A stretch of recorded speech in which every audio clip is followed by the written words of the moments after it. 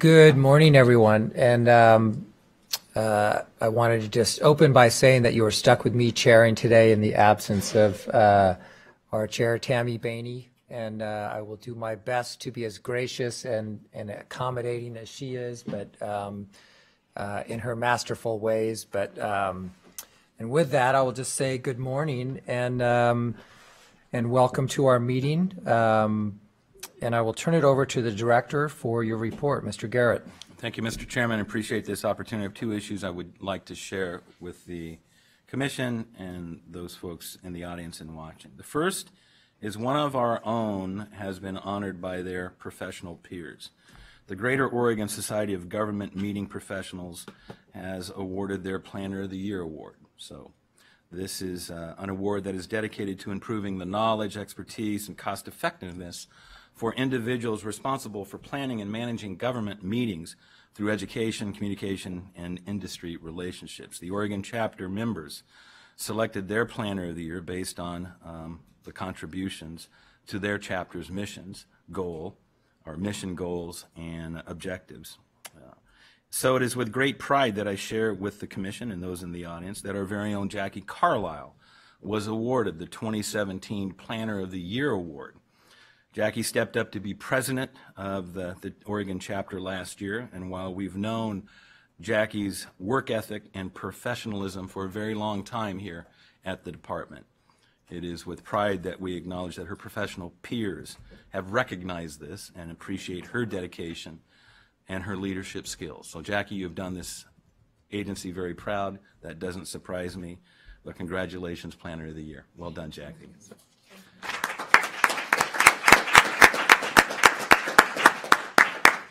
Mr. Chairman, at this time, I'd like to ask David Kim and Steve Cooley to come to the dais here, or whatever that's called. I'm going to speak about two positions that are critical now, but critical as this agency continues to evolve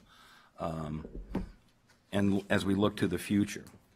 The statewide project delivery manager and the chief engineer. Obviously critical positions within the highway portfolio. And these two positions, I believe, are truly the architects of the highway project delivery portfolio.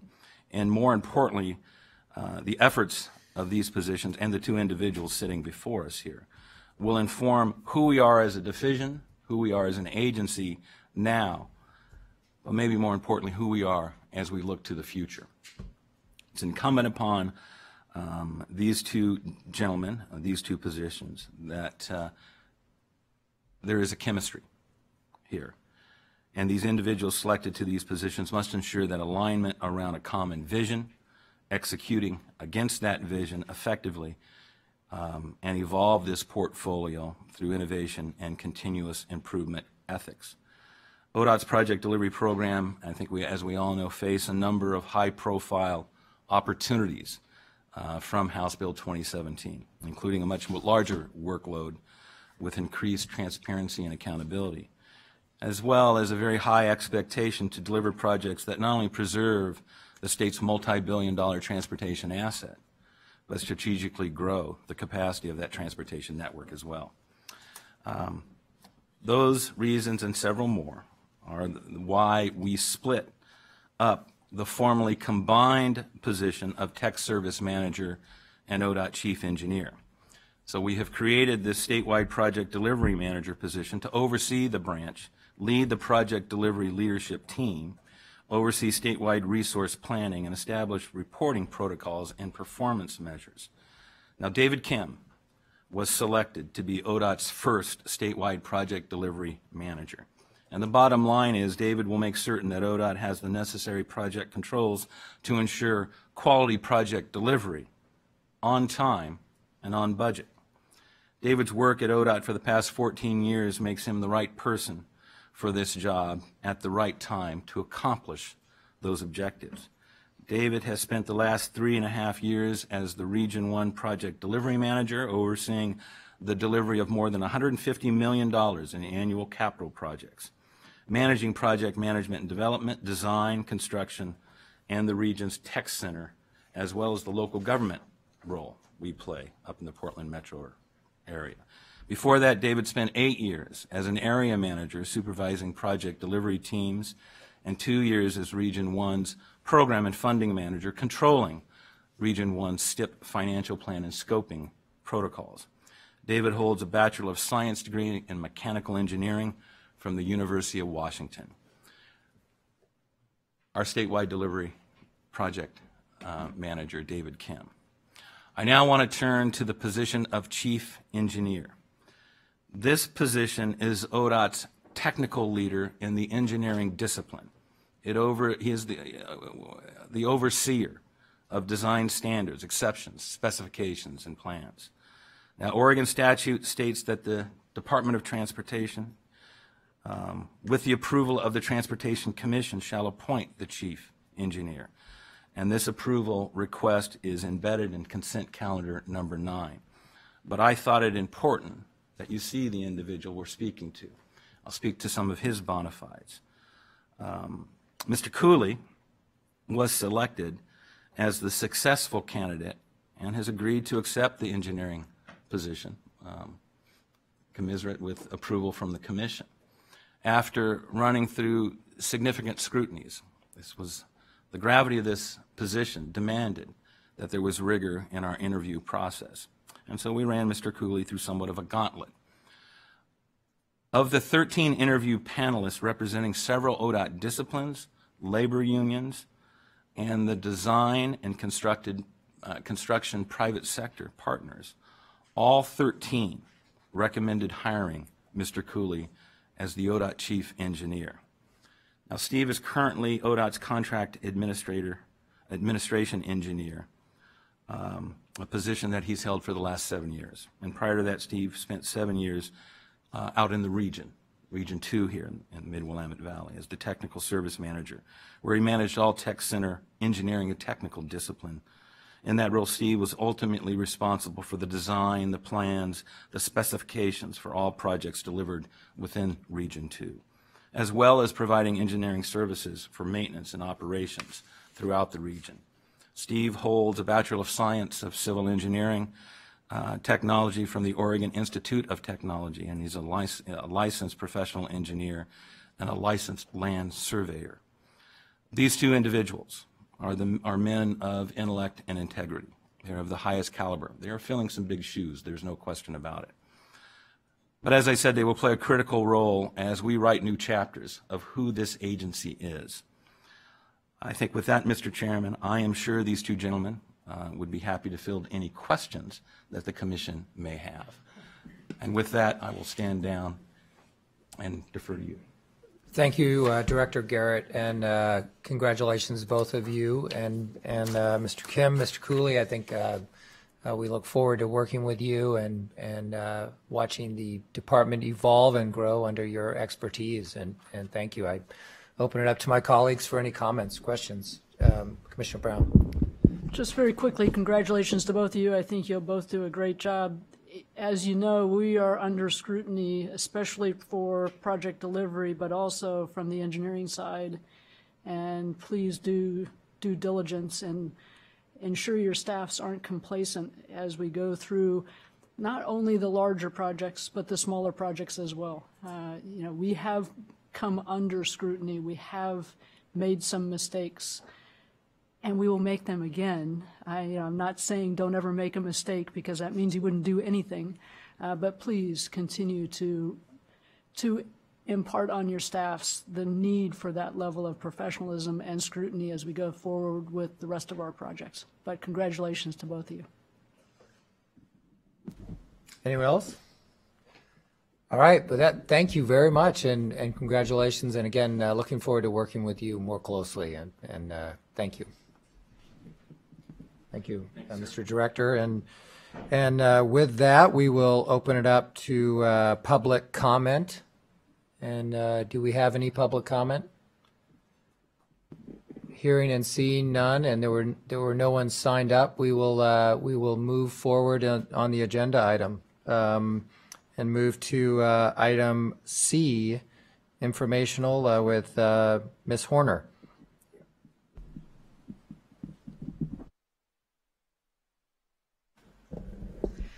Good morning, Chair O'Halloran and Commission members. Leah Horner, Odot Government Relations.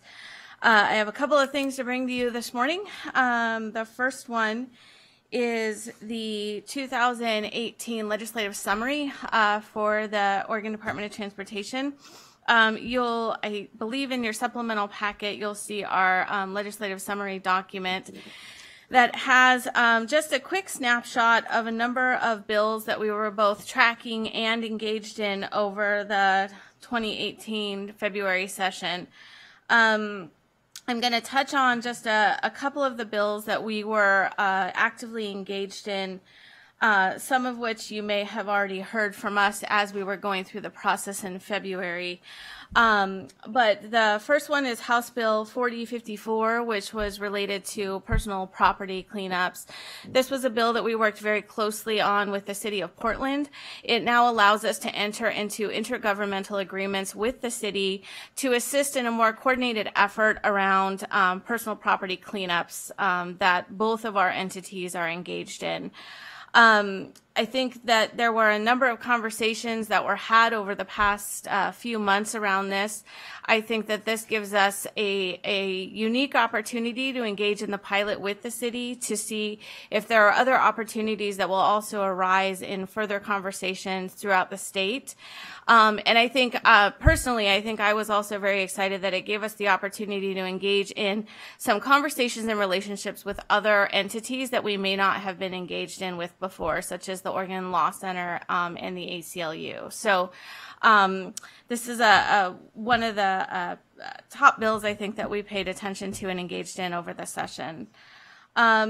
House Bill 4059 was the technical fix bill that I think we've talked about probably over the last 6 or 7 commission meetings that kind of identified each of the technical fixes that they were looking at for House Bill 2017. The Joint Committee decided to really focus on those that were technical in nature and added in a sprinkling of additional policy components. But I will say that given the short timeline of the session, some of the larger policy components that we had brought forward both at the end of the long session and again in February have now will again resurface itself in the next long session. So that will appear on our legislative concept list for 2019, which I'll talk about in a little bit. But I think for all intents and purposes, the technical fix bill is kind of a consensus document at this point, and it will allow us to continue implementation on a path that I think is consistent with our original plan. So I think some needed technical adjustments were made in there. House Bill 4062 was kind of a residual of a bill that we had brought forward as an agency in the 2017 session. If you'll recall, we had brought forward a fee streamlining and cost recovery bill for DMV. I think given the magnitude of House Bill 2017, the complexities in then looking at additional fee streamlining and cost recovery just became too heavy of a lift in that session. So there was an agreement made at the end of session to bring this back in February amongst the chairs, and they did. And there was robust conversations around kind of how we are looking at fee streamlining from an efficiency standpoint, and that bill also passed this session. The kind of one and only bill that we were given permission to support from the governor's office was House Bill 4063, so that's always very exciting for me to be able to not be neutral on something. And that was the Autonomous Vehicle Task Force bill. It did not get out of the building without some hazing, given the magnitude of the membership, which is now up to 31 members. But I think that we have an example in how we did the Distracted Driving Task Force over the last interim interim that we're hoping to then replicate in an autonomous vehicle task force conversation through this next interim. And really all it does is just give the charge of lead agency to Odot, and then it gives us some specifics that we have the ability to then engage in as we start the autonomous vehicle conversation. So the expectation around that is that we will bring forward a bill in 2019 coming out of that large stakeholder group. House Bill 4111 had some clarifications, if you will, around Real ID and just the timing of driver license renewal and making sure that there was some flexibility in how people are able to renew their license and either become Real ID compliant or choose not to. And there was also, speaking of distracted driving, House Bill 4116 that talked about, that had some technical fixes as well around the distracted driving bill that passed last session. If you'll recall also, the number one priority we had going into session was around our FTE ask for the 77.63 FTE to continue implementation on House Bill 2017 for the remainder of this biennium. We were successful in obtaining all of those positions, as well as the limitation requests that we had put forward. So that was reflected in the omnibus budget bill in House Bill 5201. There are a handful of other bills that are identified in the summary that you'll see. I'm happy to address any of them if there are questions. The majority of them are ones that we will either focus on for implementation or keep an eye on as they kind of roll out through our agency and other entities as well. Just on a quick side note, one of the bills that is listed in here that did not pass was the Clean Jobs bill or the Cap and Invest bill. I think that there was a tremendous amount of momentum around the conversations, but at the end of the day, they decided to kind of pivot that and continue conversations to bring forward again in 2019. So that is a conversation that we will also be engaged in through the interim and going into next session. So with that, I don't know if there's any questions about kind of the session wrap up. Thank you, Ms. Horner. A couple comments or questions, and then I'll open it to colleagues. So on House Bill 4054, removal of personal property. So this, obviously, I've raised this issue before, and I think it's good that we get more aligned on that matter, and it's probably something I hear about as much as I hear about any other issue. And I know that aligning with the city of Portland and the county and others to address it in the Portland metropolitan area is a factor, but I don't want to lose sight of the fact that we have an issue well outside of Portland, and even driving on I-5 or 84, places where personal property really isn't it. And I think we just need to be mindful of the fact that this is a statewide issue, and we as a department need to make sure that we are appropriately focused on and budgeting and working with private entities where they want to help and participate in the cleanup of garbage. And I think that it's a conversation we should have with the governor about, is this another campaign that we had? And I know growing up, there was a real focused educational effort on don't litter, give a hoot, don't pollute, and keep Oregon green. And I think really more social campaigns, and I think it's something we need to reconsider, just because I still can't understand where we got to the point where it was just okay to litter and to have garbage everywhere. But I think it's I'm glad to see this effort. I hope it's a step in the right direction. The technical corrections sounds like it did all the right things, and I know Mr. Kerry Timchuk, I'm sure, at the Oregon Historical Society will be pleased to note that one of the additional items was removing the cap on the sale of Pacific Wonderland plates, of which they are a recipient of the proceeds. So I think it's a good cause, and I'm glad that move was made. On autonomous vehicles, I know there's also literally as we speak federal legislation moving to try to get a federal standard on oversight of autonomous vehicles. And I think one of the areas where it was held up in recent days was on the preemption of federal law over states who have been ahead of it.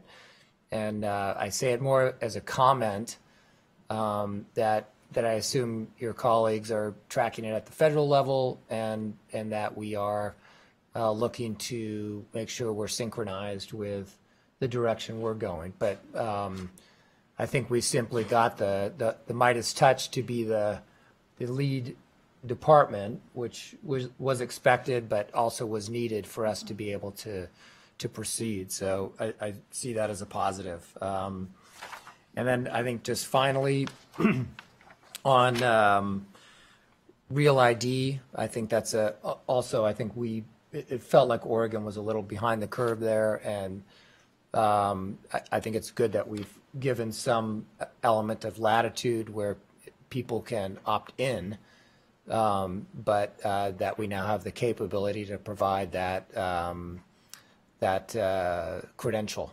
So anyway, with that, I'll turn it to colleagues. I know, and always things that we can do to improve distracted driving are a key component of improving safety, as I think when you look at the types of collisions that are taking place, and that they are universally occurring in all types of vehicles, but lane departure tends to be a leading one.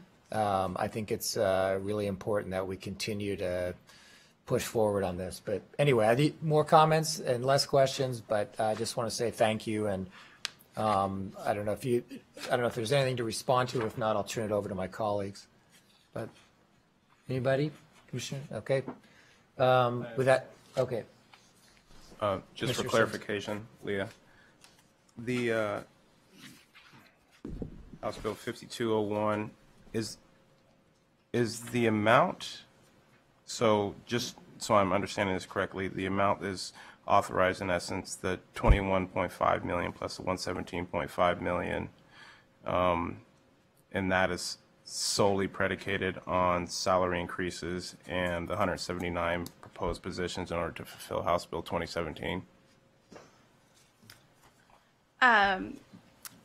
Commissioner Simpson, so the 21 million for the salary pot increase is kind of a, for lack of a better term, a budgetary adjustment that is separate from the limitation increase of the 117 million. So the limitation increase is solely for supporting the positions and limitation authority to spend on projects for House Bill 2017. Okay, got it. Thanks.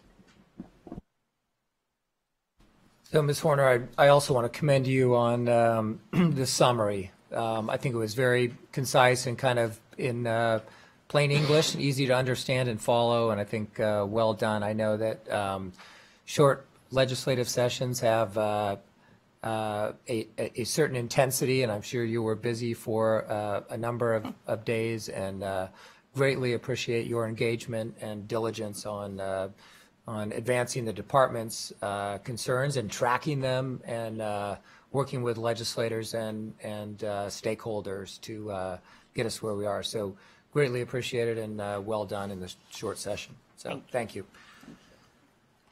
And I think with that, we can move on at the risk of being drastically ahead of schedule. But with that, we have, yes, C2 action item, request for approval, the Oregon Department of Transportation 2019 legislative concepts.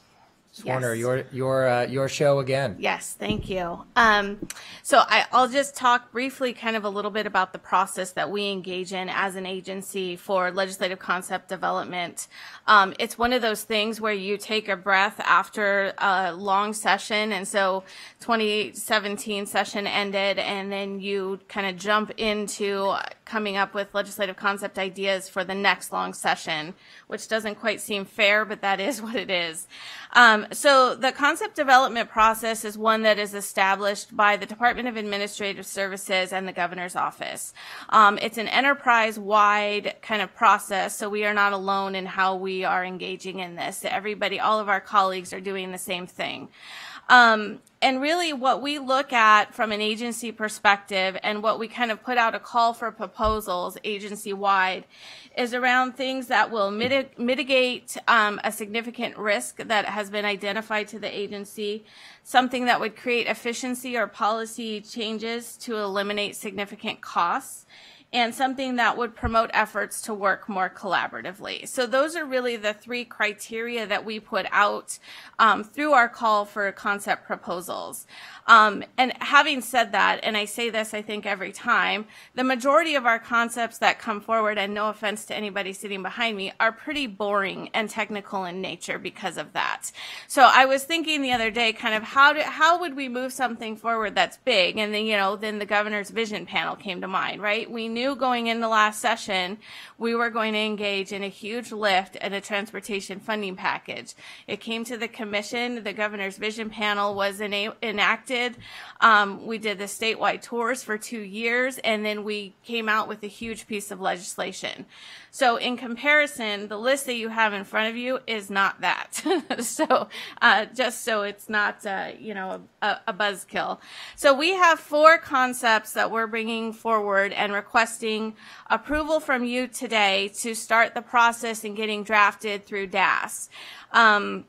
I will identify that should we receive approval today, we still have a long haul in front of us because this goes through another 4, 5, 6 months of scrutiny with DAS and the governor's office to identify on the enterprise level really what concepts they want the agencies to be bringing forward.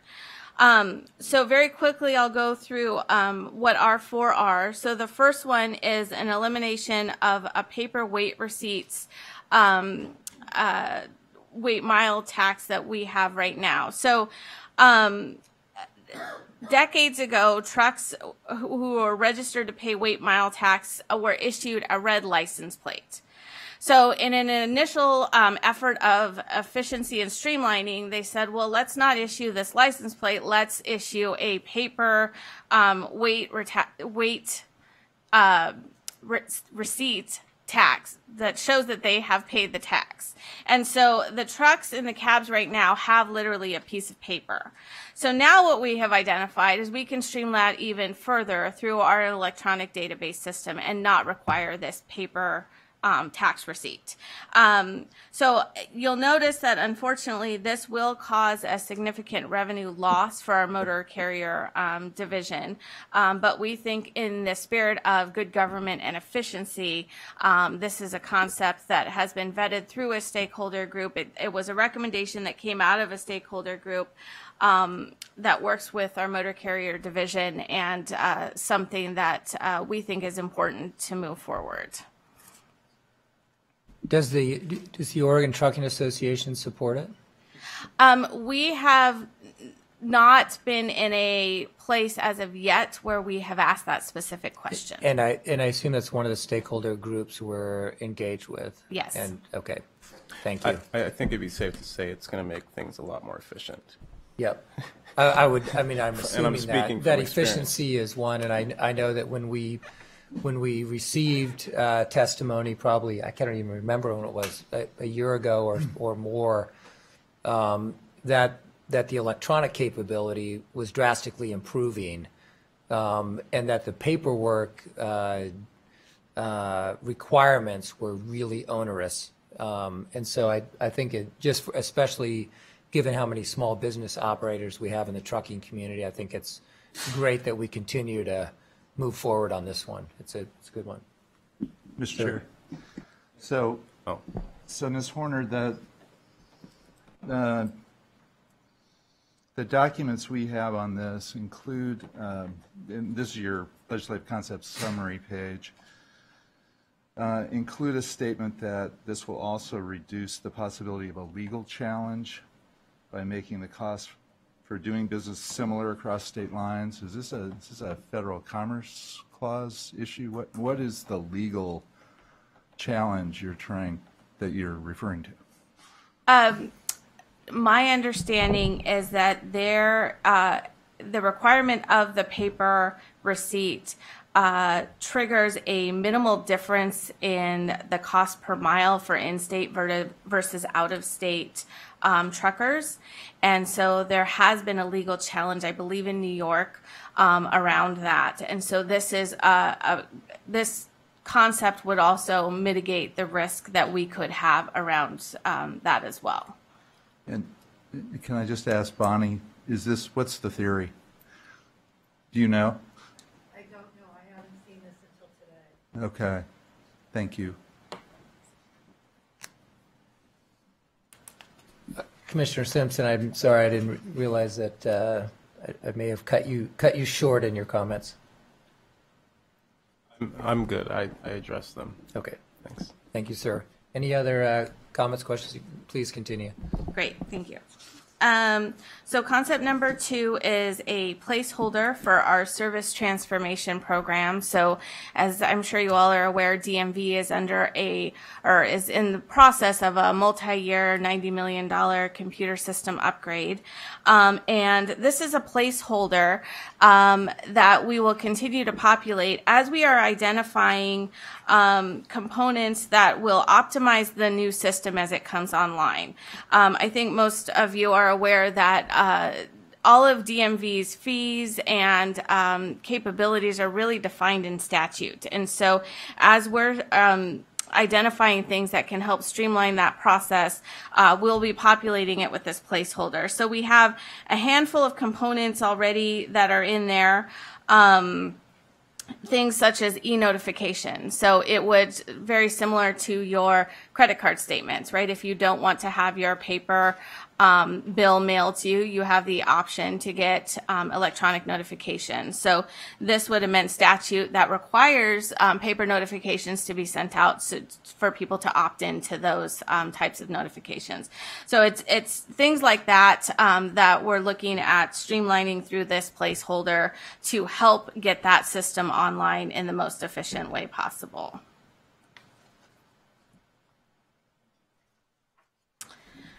Concept number 3 is, as I mentioned earlier, another transportation funding package placeholder. It's the bill that never dies.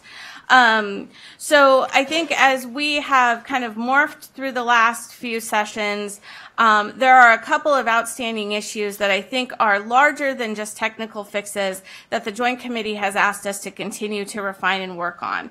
So this placeholder is kind of the catch-all for all of those outstanding issues, including things like the fiduciary interests of the OTC. That was something that they decided that they needed a little bit more time to figure out. So that is something that is on this list that we'll bring forward again next session. The issue around proximity to aggregate sites was another issue that we have brought up over the last 9 months that while we did get to some resolution with the aggregate folks, I think that there's more conversation to be had about the project selection component in House Bill 2017 and what that means for us moving forward.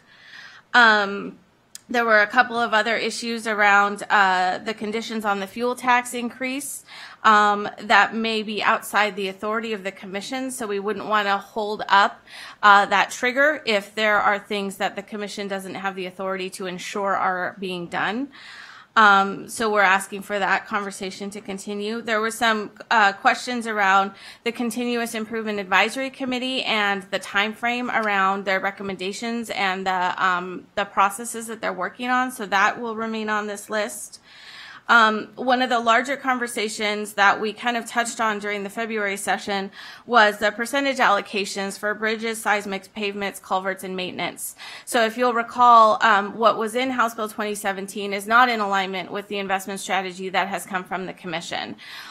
There were some technical issues that came up during session around whether or not, if they were to modify it to be in alignment, if it would trigger cost responsibility issues. And so thus the reason for, again, deferring that conversation, which we will come back to. We have suggested a alternative, if you will, to the legislature, which they seemed comfortable with, which would allow the commission to utilize federal funds to keep those percentages in balance with the investment strategy, with the acknowledgement that it may not be in alignment with what is in the bill. So more conversations, I think, to be had on that piece as well. There were a couple of other technical changes in the Orgo program and the per mile road usage charge components that also were not picked up in the technical fix correction bill that we will be carrying forward as well. And I mentioned this as a placeholder because as we continue down the road of implementation, there are always some, technical glitches that we find that a word doesn't work for implementation this way, or it wasn't quite in alignment with what the legislative intent was. So we have until early June to continue to populate the placeholders.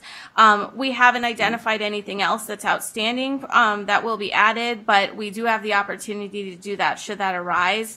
And then the expectation that I would have at least is that if these do move forward, that the final version that is approved by the governor's office will come back to the commission so that everybody is fully aware of what is in each of these concepts.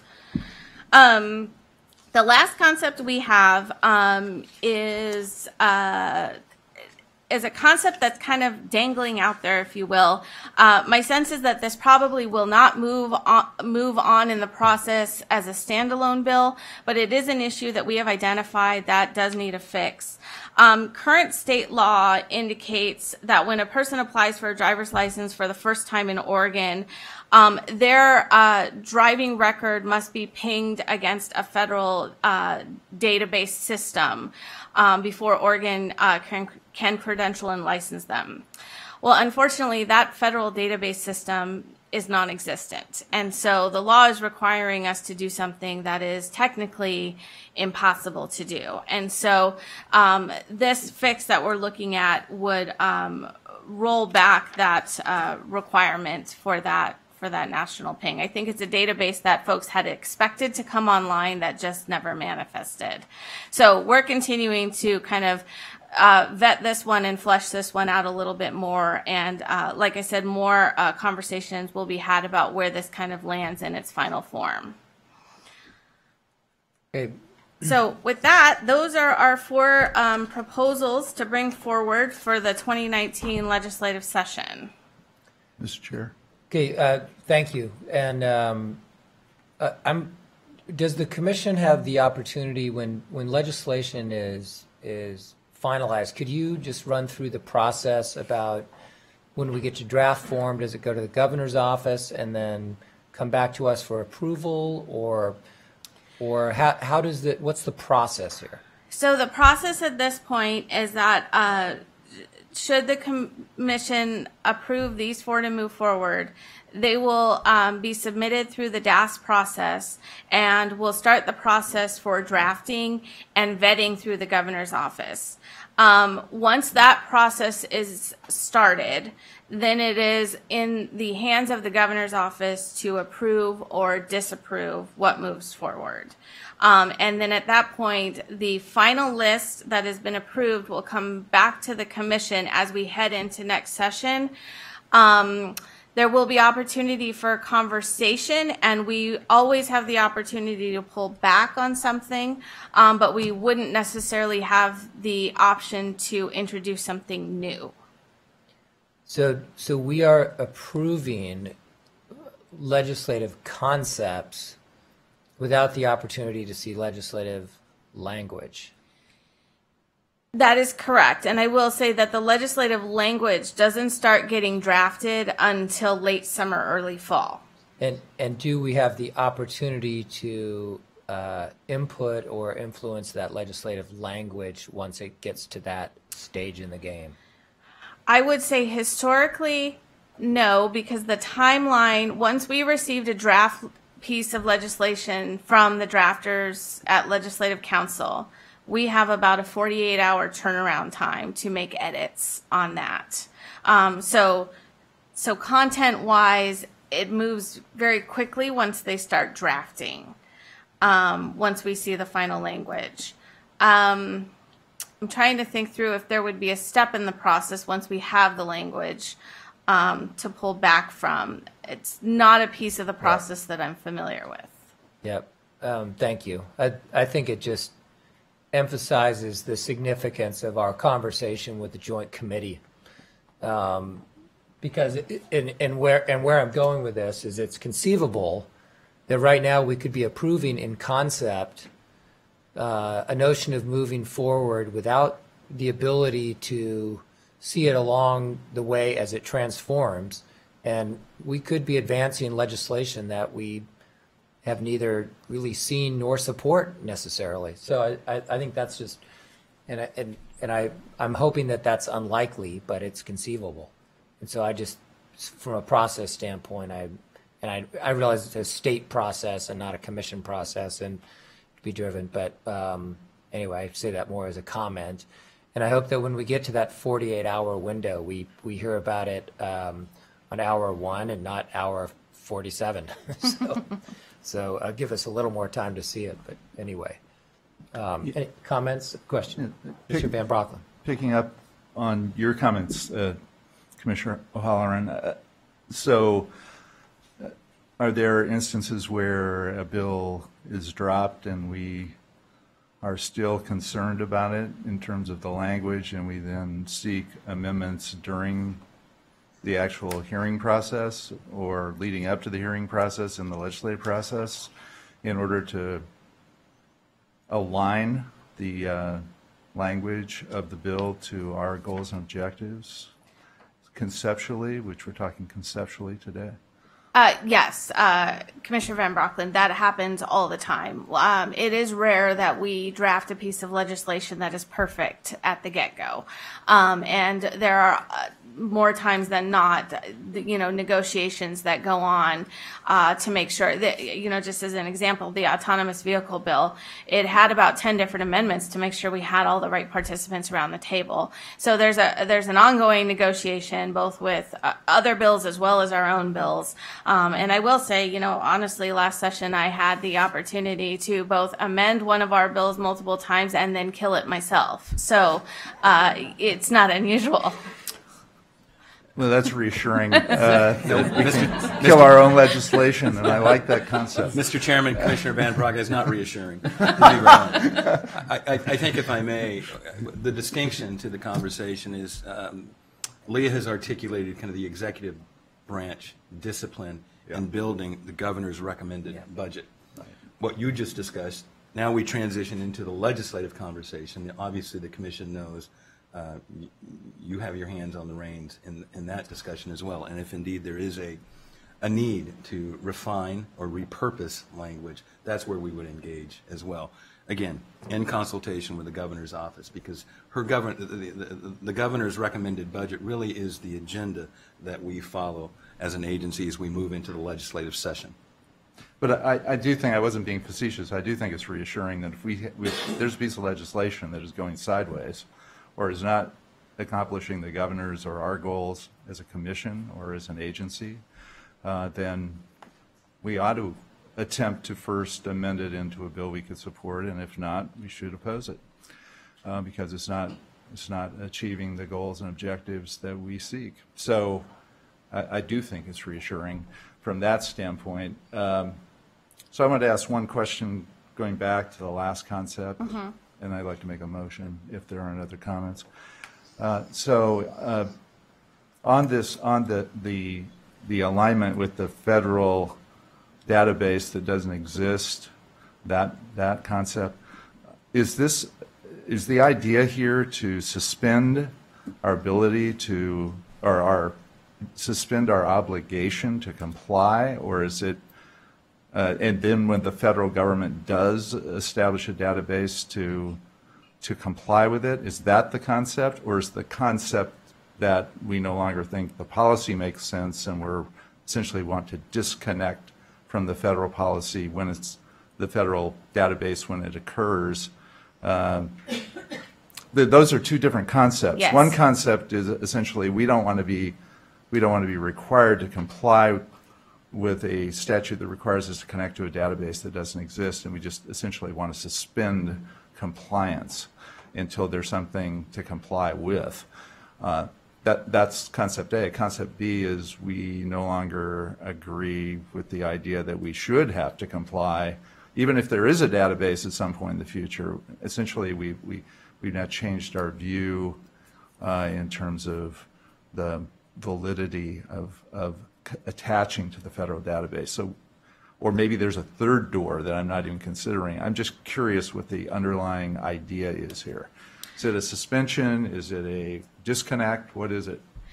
I think it's probably a little bit of both. I think the initial concept was thought of as a disconnect, but I think it's also a disconnect unless something were to materialize. So I think it's kind of a myriad, but I appreciate the nuance in that, and that is something that we can look at addressing should this move forward. So essentially, it's a revisit. Yes. If a database exists, then Correct. you come back around and Correct. ask all the questions again that were essentially asked originally, or presumably. Yes. So I don't have any other questions. I would anything. The one in here that I think gives me the most pause is the funding package, because there are so many moving parts as we turn on certain funding streams as identified in 2017, HB 2017, and we're in an implementation phase. And I think if anything is more likely to change, and as we look at STIP funding, as we look at our ratio of fix-it to enhance, and a lot of things are coming into play under the legislation that invariably will require tweaking, and adjustment, and also our imprimatur as a commission. So I think that I think we have to move forward conceptually and approve it. But I think if anything is likely to change, and if more is to be added or modified, it's going to be in that segment. Just because we are in an implementation phase of legislation that was recently enacted. And so that, I just say it as a comment, that's the one to stay tuned to, not that we ignore the other ones, but I think our diligence in that one and listening to stakeholders and where issues that are unforeseen or unintended consequences arise as we implement, we just have to be diligent and be prepared to tweak there. So, any other comment? Okay. Mr. Chair, I want to pick up on that your comment and just say I agree with that. And I think there is a difference between a truly technical corrections bill, which is tweaking to get kind of drafting off of your comments, Leah, that is essentially cleaning up technically, and we've been involved. I know that you, Mr. Chair, and I certainly have been involved in technical corrections at the state level, at the federal level. If it's opening up significant policy changes which could affect implementation, could affect the direction we're trying to move as a state, that's a very different piece of legislation. And if bad ideas end up in that, again, I think we're putting everyone on notice that if we see things happening that are moving us the wrong direction, wherever they're coming from, not trying to speak for everyone else here, but for me, at least, I'm going to be watching that carefully, and I'm going to be concerned if it moves us away from what we're trying to accomplish and the thrust of 2017 and the other work we're doing here.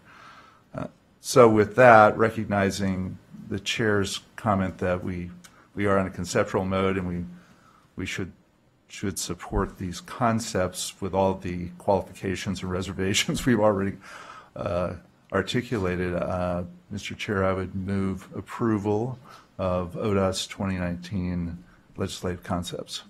Thank you, Commissioner. Any motion? Any comments, questions on the motion? With that, I ask for the approval. All those in favor? Aye. Aye. Aye. Aye. Opposed? That's it. All right. Motion carries. Thank you.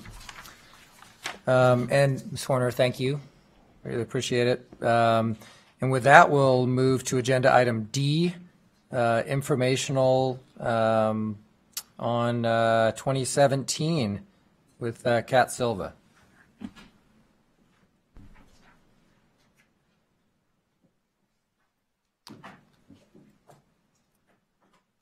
Welcome. Morning.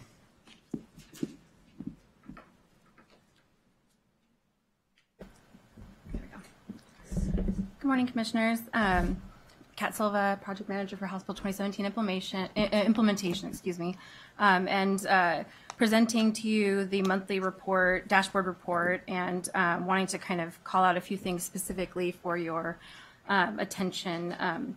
First, on the front page of the report, we have kind of the split of initiatives, as we always have, but just wanting to kind of let you know that those that were on hold pending legislative decision will move into the active column in the next month's report, and those that are kind of on the horizon will shift over to, at least two of them will. The gap analysis report, I don't believe will start for a few more months. So.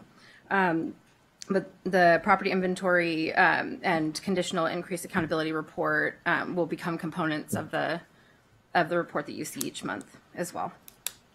And so then kind of opening it up, you'll see that it has quite a bit more detail built in from the last month's report, and did this for kind of two reasons. The first being kind of taking Commissioner Brown's comment about wanting to potentially dig in a little bit on, what happens when the status turns to yellow, and how will we get there when we have these great big long timelines. And so wanting to kind of peel back a layer and show you what big deliverables we're tracking under each of these initiatives. And there's a whole lot of work built into each one of these line items, but on whole, these are kind of the big pieces that we're tracking and the timelines for those.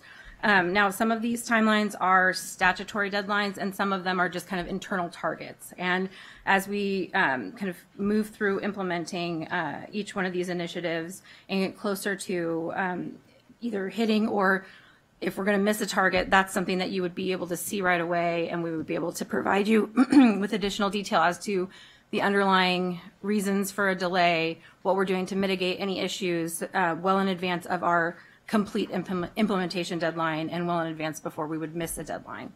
And so another thing to note is that the timelines go through kind of the first round of implementing all of the House bill requirements.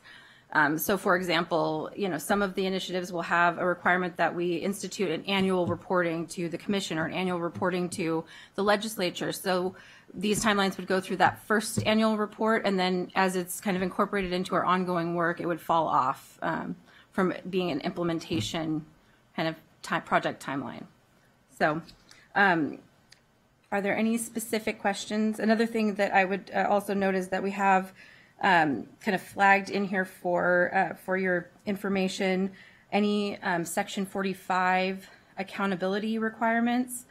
So just to remind you that Section 45 was the conditional increase accountability reporting, which is basically what everyone is referring to as the triggers for the additional increases in the fuel tax. So we're tracking those as components of implementation for the specific initiatives that they kind of touch, but we're also tracking that as one big kind of implementation strategy for the report itself, and have identified kind of all the different components within that report, and that'll be included in your next monthly dashboard as well, so we can track kind of how we're doing on those things. Great, thank you. Mm-hmm. I think any questions, commissioners? Okay, with that, it's nice to see. I feel like this dashboard keeps getting better and better. So good job, Kat. Good, thank you. It's nice to see something in the complete check also, and I realize that the active things are indeed quite active. I can speak personally to that, but and I think it's also important that we keep an eye on the things that are on hold and figure out what takes them out of hold, and watching that. But anyway, I think it's great. It's very clear, easy to understand, and I think we're status of things. So thank you. Any comments? All right. Thank you very much. Yeah. Greatly appreciated. If anything comes to mind in the interim too, feel free to reach out to me directly. And then also Commissioner Van Broeklen, to answer your question from before, the theory for the legal case is that it violates interstate commerce. because the burden would fall more heavily to those on the out-of-state versus in-state. Yeah. Thank you. That's very helpful. Thank you, Ms. Silva. And with that, we'll move to action item E and call up Ms. Peets and Ms. Ferguson.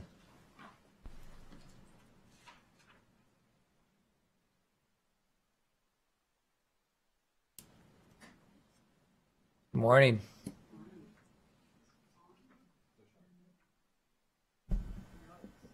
No, it is. Okay. Great. Thank you. Good morning. For the record, Amanda Peets, Odot Program Implementation and Analysis Manager. And I'm very pleased to be here next to Leanne Ferguson, who is our Safe Routes to School Program Manager. You may have interacted with her before in her previous capacity with the Street Trust. She came and testified before the Commission. But we're lucky enough to have her join the Odot team and help to lead this rulemaking effort for the past 3 months. So today we're here to talk to you about the Odot Safe Routes to School Infrastructure Program, which really targets funding safe biking and walking opportunities to schools for children like this cute little girl, my daughter, on her first day to kindergarten. Thank you. Get the technology working here. So the last time I talked to you about the Safe Routes to School program was in September, and a lot has happened since then. We now have a draft rule, and that's included in your packet.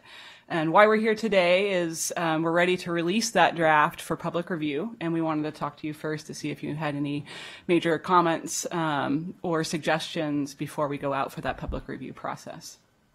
So what we're going to focus on today is just giving you a quick overview of the process leading up to the draft rule, highlights from the rule itself, and then a little bit on next steps over the next several months. So just real quickly on a review of why we're initiating this process, House Bill 2017 dedicates funding for Safe Routes to School, which is a pretty landmark investment. That money is deposited into the Safe Routes to School Fund, and that fund is governed by a rule that was created in 2005. So we need to edit that rule to make sure that it complies with the House bill requirements. We formed a Safe Routes to School Rulemaking Advisory Committee. That committee includes 13 members representing advocacy interests, practitioners, some of our statewide mode and topic committees. We have a representative from the Department of Education, and we also have representatives of interests such as health and equity. That group has met 4 times since November. They've done a tremendous amount of work. Some of the highlights are they've set guiding principles for the program as well as worked on the draft language that's in your packet. In terms of the guiding principles, what they set are really values and outcomes they hope the program helps to achieve over time. And then these have helped to inform what's in the rule ahead of us. As you see, these 6 values and outcomes, they're also included in your packet in their entirety. You'll note that they're pretty well aligned with the goals in our Oregon Transportation Plan and other of our mode and topic plans. So I'm not going to go through each one, but I'll just hit a few briefly. One that garnered a lot of discussion was geographic equity. And you'll see directly as Leanne talks about what's in the rule, that this influenced those pieces. So for example, we have a component in the rule for technical assistance, and that's to make sure that some of those rural and small communities are able to identify projects and apply for funding. So that's one of those type of programs. Social equity, or one might think environmental justice, of course, is a big component of this, and you'll see reflection for Title I schools as an example. Safety is foundational to the program. That's what it's all about, and that's what we're here to do, is make it safe for kids to bike and walk. Health, Safe Routes to School, also almost parallel to safety, is known as helping to promote health and activity for children, so that's foundational to the program. The one I'll pause a little bit more on is communication, coordination, collaboration. This is a goal directly out of the Oregon Transportation Plan. In this context, really is about making sure that the roadway authorities, whether that's the city, county, or ODOT, are collaborating together on projects. But I think most importantly, are working with the school districts that are impacted. And also just making sure we're maximizing resources, whether that's through match and leveraging funds, or just making sure we're efficient in how we deliver the program overall. So the bulk of what the rulemaking committee did is to try to really figure out what does the program structure look like. The legislation was fairly broad in terms of here's the funding, it gave some structure, but what else was needed? So the committee worked on what goes in rule and what remains then in guidance. For the rule, I think following the direction you gave in September, they agreed let's keep it pretty high level so that we can be agile as we learn more throughout the program and can make adjustments. Where the rule is a little bit more detailed is where we repeat language from House Bill 2017 and then we try to add clarification to what that means. The remainder is left to guidance then. And part of that is what I would call policy that we want to come back and share with you in a few months. And that policy would include things like when is the first solicitation cycle? How frequently do we run those? What are some of the screening criteria and priorities that we'll use in project selection? So those kind of things we want to get your feedback on as well. We've asked our rulemaking committee to continue with us, even though we're going to have the rule out for public review to work on these important elements. The rule itself, as I mentioned, is an existing rule. So when you look in your packet, you'll see underlined text. That means new additions. You'll see strikeout text, and that's deletions of text that was originally there. You might wonder why the rule's organized the way it is. Because we're working with an existing rule, we had to keep the same numbering and order. So what we really tried to do is differentiate between non-infrastructure, which would be like education, outreach, those kind of components, and the infrastructure side. So you'll kind of see that organization throughout the rule. We were very clear, and I think the Commission helped to confirm this direction when we came in September, that the focus of this is really just on the infrastructure program, and that's our intent when we go out for public review as well. So the bulk of edits, changes are all to the infrastructure side, although there are some minor edits on the non-infrastructure just to make sure we have alignment between the two. The rule that's in your packet was reached unanimous recommendation to move it forward. The committee was highly engaged throughout the process, really thoughtful in their comments. There was some really good discussion about several things, and that doesn't mean that there weren't disagreement at times on components of this, and Leanne will highlight a few of those. But at the end, the full rule reached consensus in terms of what you see today and in your packet. So with that, I'll turn it over to Leanne, who will just talk about some of the high points of the rule, and then we're happy to take any questions. Hi, good afternoon, or morning. For the record, my name is Leanne Ferguson, and I'm the new Safe Routes to School Infrastructure Program Manager at Odot. And I'm really excited to be a part of this great team and to be a part on the ground level of this really important program that I'm really excited to be able to help create and implement. So thank you. One of my goals is to get more kids walking and biking to school for their health and safety. So this gives me the wonderful opportunity. So I'm going to go over the pieces of the rule amendment that we worked on with the Rulemaking Advisory Committee. We, as described in the letter, there were lots of components that we updated, and we added a couple of things. We mostly added on the infrastructure side, like Amanda said, and we just touched on the non-infrastructure. And I'll go through each of these categories. So we'll start with definitions, and a lot of the definitions that we discussed were around cash match, because as you guys you all are probably aware, the funds require a 40% local cash match, and the Rulemaking Advisory Committee talked about this at quite length, and around the definitions of the pieces that would allow the match to be reduced to 20%, which are for communities or cities under 5,000 in population, Title I schools, and priority safety corridors. So we define Title I school using the federal definition, which is where if 40% or more of students are eligible for free and reduced lunch, they'd be qualified as a Title I school. And we spend a lot of time talking about the safe routes to what constitutes cash match and the priority safety corridor. There was a little bit of disagreement on the committee around the definition of priority safety corridor, and some wanted to make this definition really, really general in order to incorporate as many roads as possible.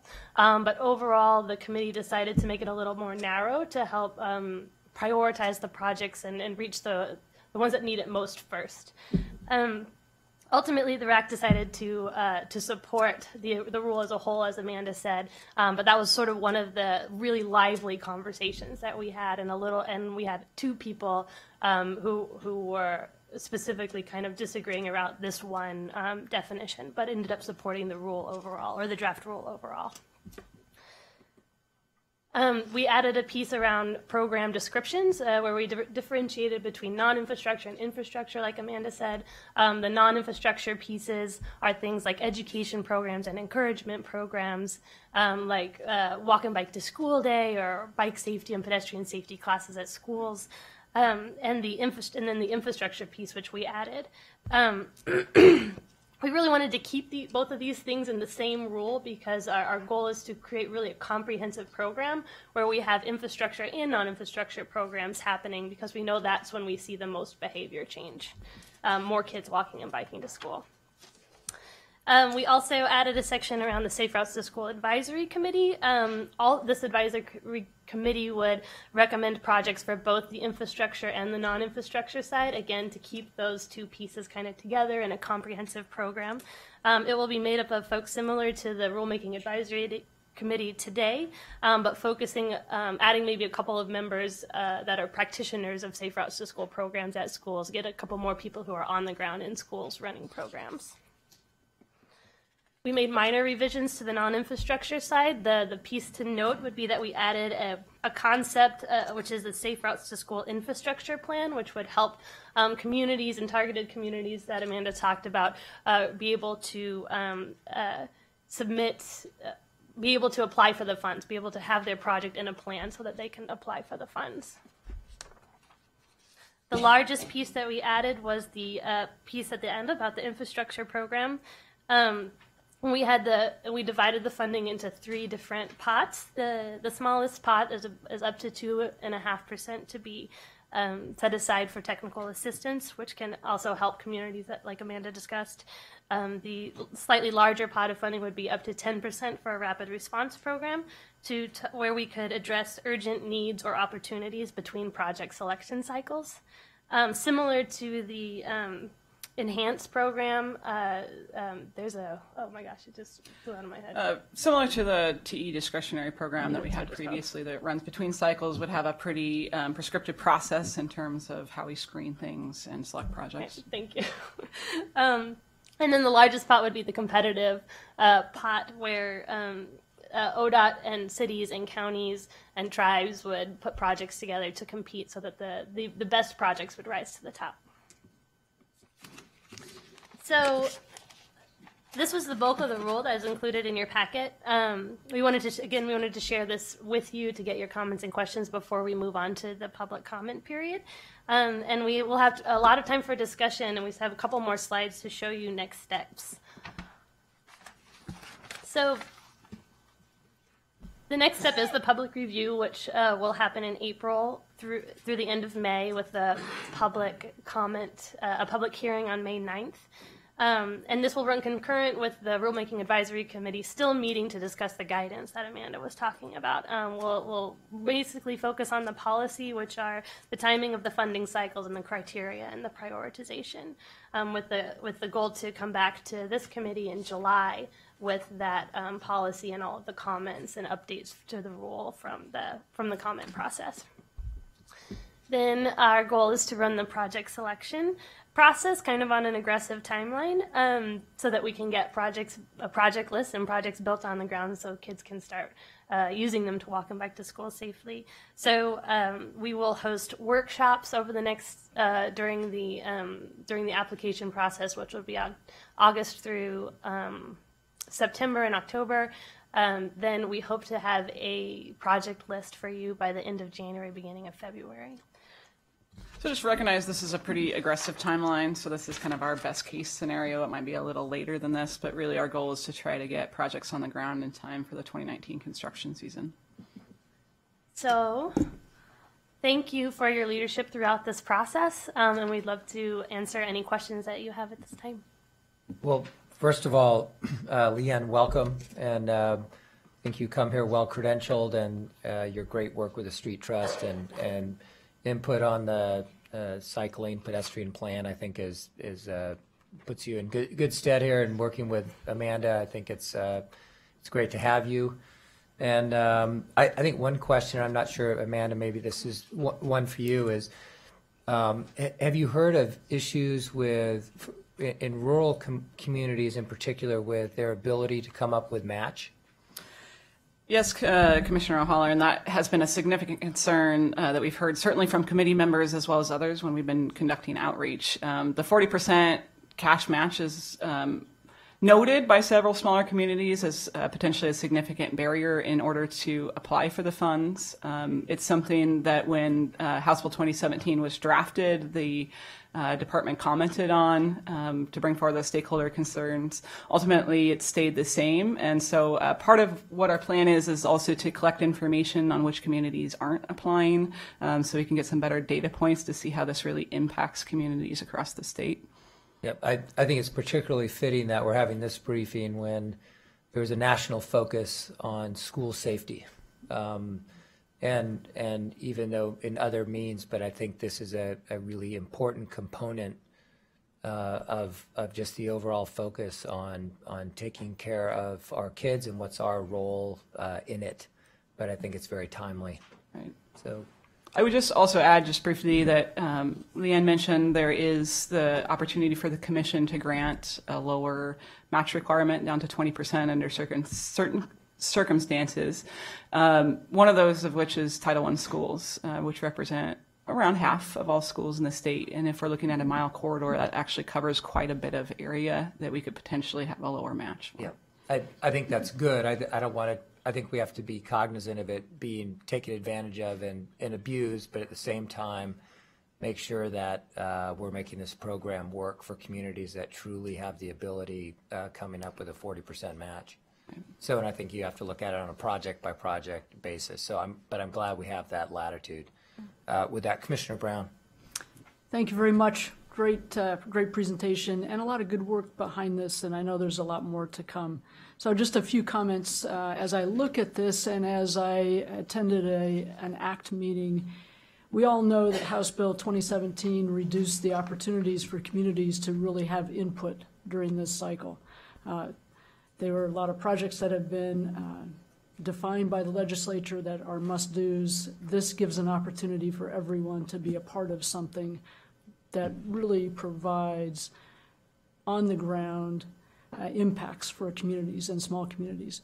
There may be a way for the ACTs to be involved to actually prioritize some of these projects, to give them a voice and keep them healthy during this period of time where really they have nothing to do because they're not doing enhanced projects. So this and a couple of other funding programs may give the ACT a little more leverage, and that might be something that we'd want to encourage.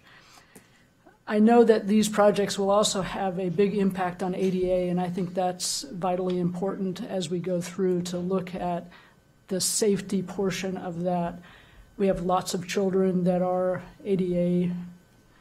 have ADA requirements, and we never seem to pick that up. We look at that just from an adult standpoint, so it does provide the children as well. The 40% match, I think, is going to be difficult for many communities. And as Commissioner Simpson said, it's amazing that 50% are Title I eligible. But we might, and I was asked this, I did not have an answer, but I'll bring it to you to consider. There is a separate pot of funding for the education portion of Safe Routes to Schools. Can that be used, if granted, as part of this 40% match? I did not have an answer. I'm not advocating one way or another, but I think it's something we should look at.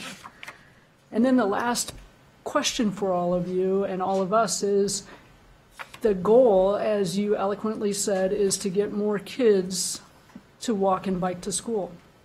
How do we measure that?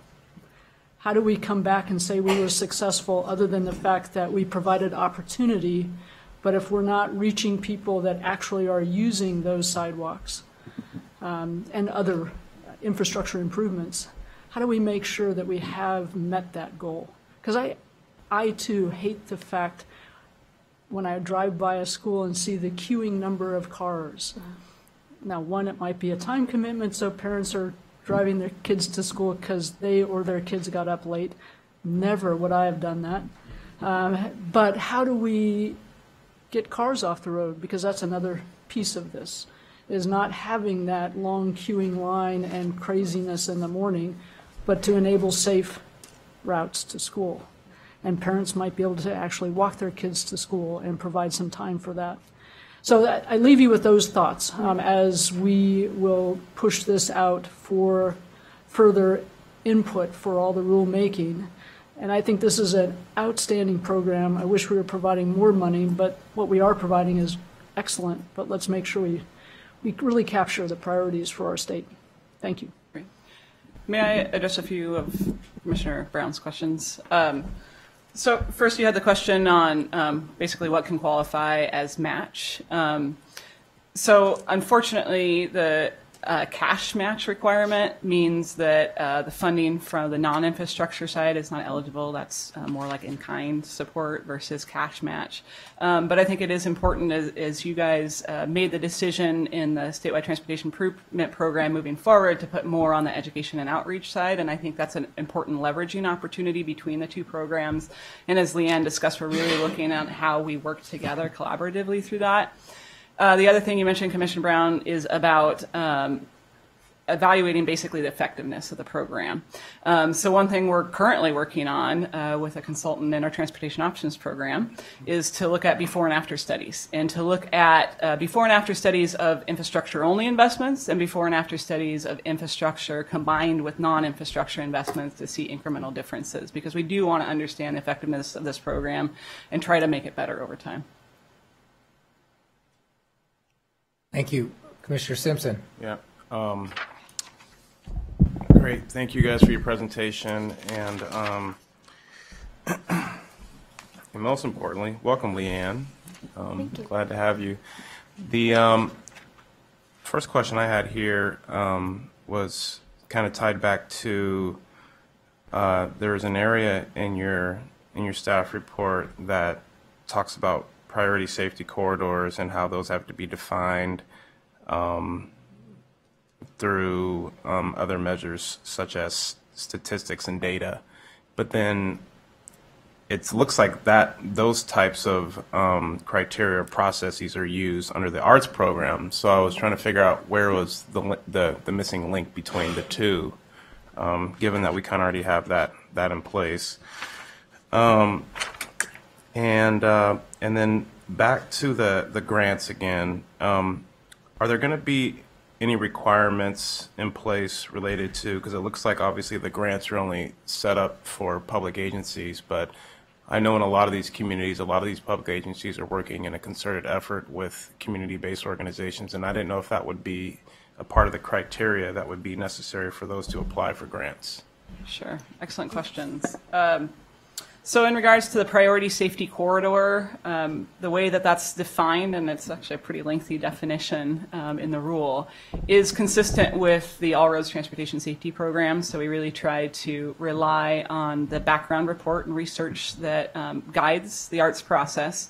And we only pinpointed those things that receive scoring criteria in that program so that we could have alignment between, and then it's more of a data-driven process to identify those locations. So we really tried to make sure we're being consistent across the organization and have more of that data-driven approach.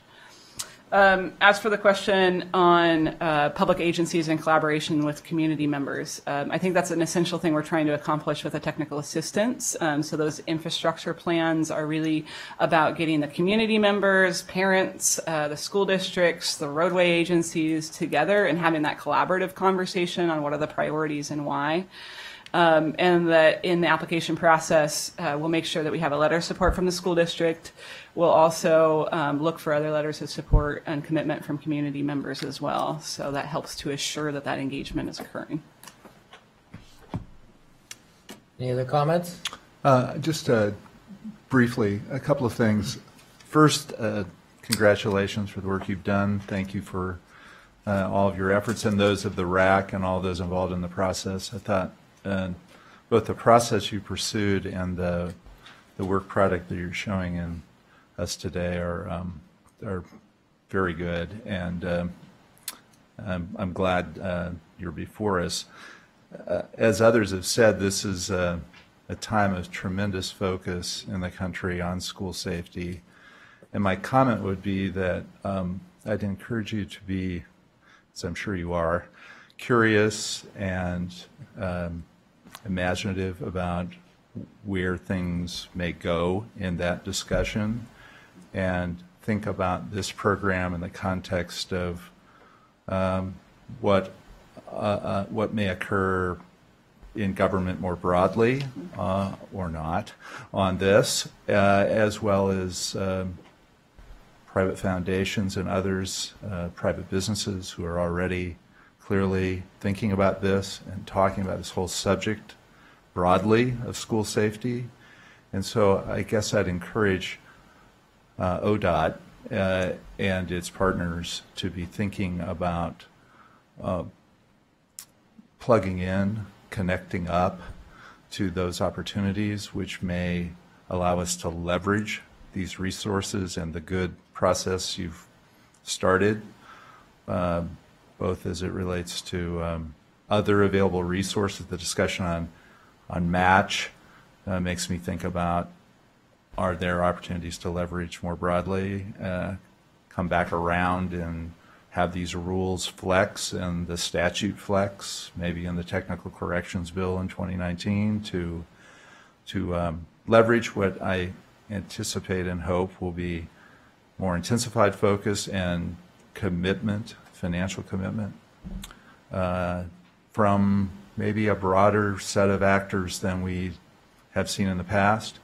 And I would want us to be, again, curious and in really thinking about all that in a way that we're networking correctly to be in the mix for additional resources. There's clearly enormous need on school safety, and so we want to be an active part of that. We want to be a leader, and we want to be creative to have the safest schools in the country in Oregon. So thanks. Great, thank you. With that, I believe this is an action item, and I would welcome a motion. So I would move our approval to allow the work that we've seen this morning in the draft rule to proceed to public comment. Any further comments? Not all in favor? Aye. Aye. Aye. Aye. Motion carries. Congratulations. Thank you all. Thank you. Thank you. And with that, we move to agenda item F, a discussion with some feedback on the Rules Advisory Committee recommendations on the statewide Transportation Improvement Fund. Mr. Guard and Ms. Criswell.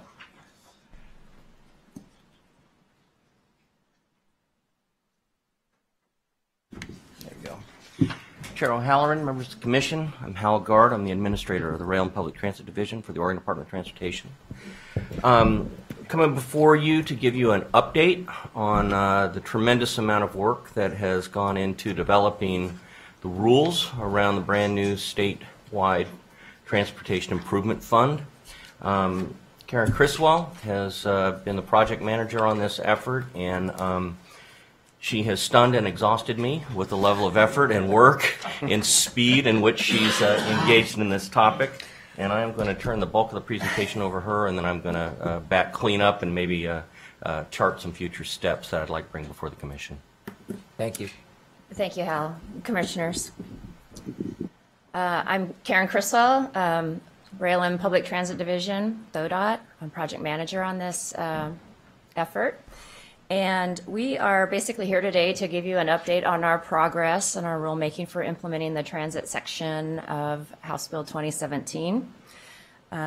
We also we are in a similar place in our process to our friends with Safe Routes to Schools, in that our Rules Advisory Committee has landed on a recommendation on now both the formula portions as well as the discretionary fund portions of the rules.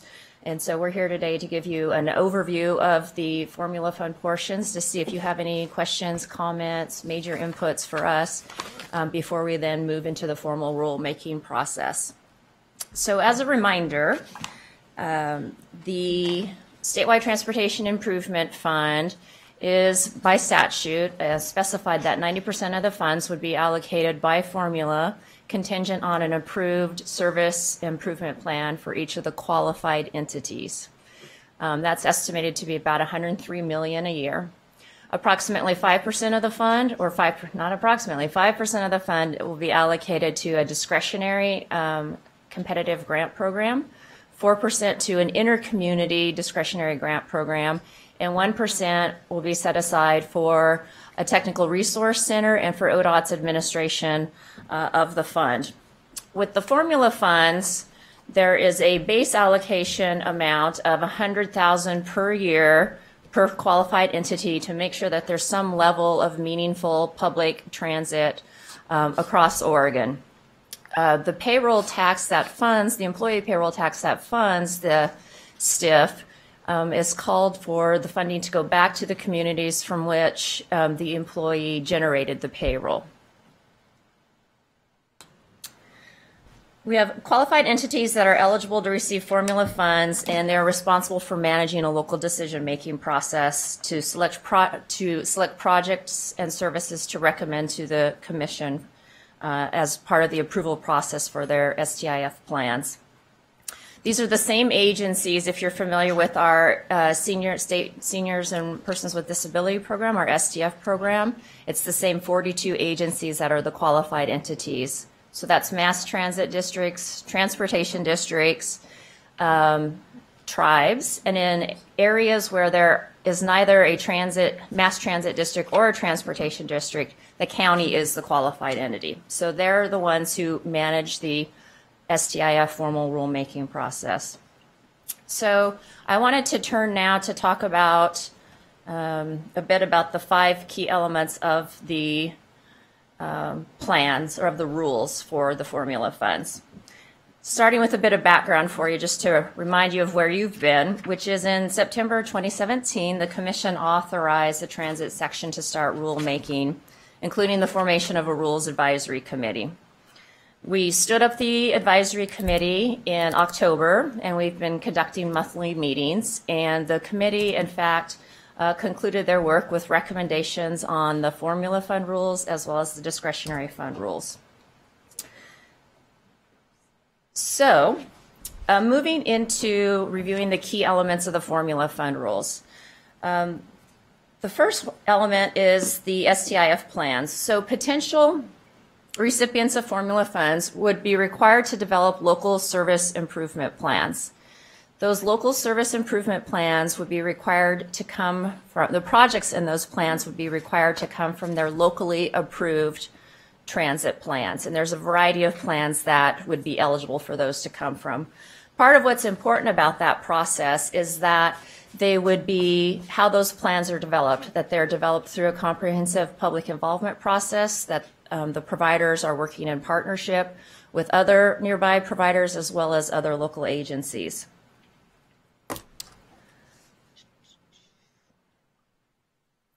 Advisory committees are the second piece of the requirement.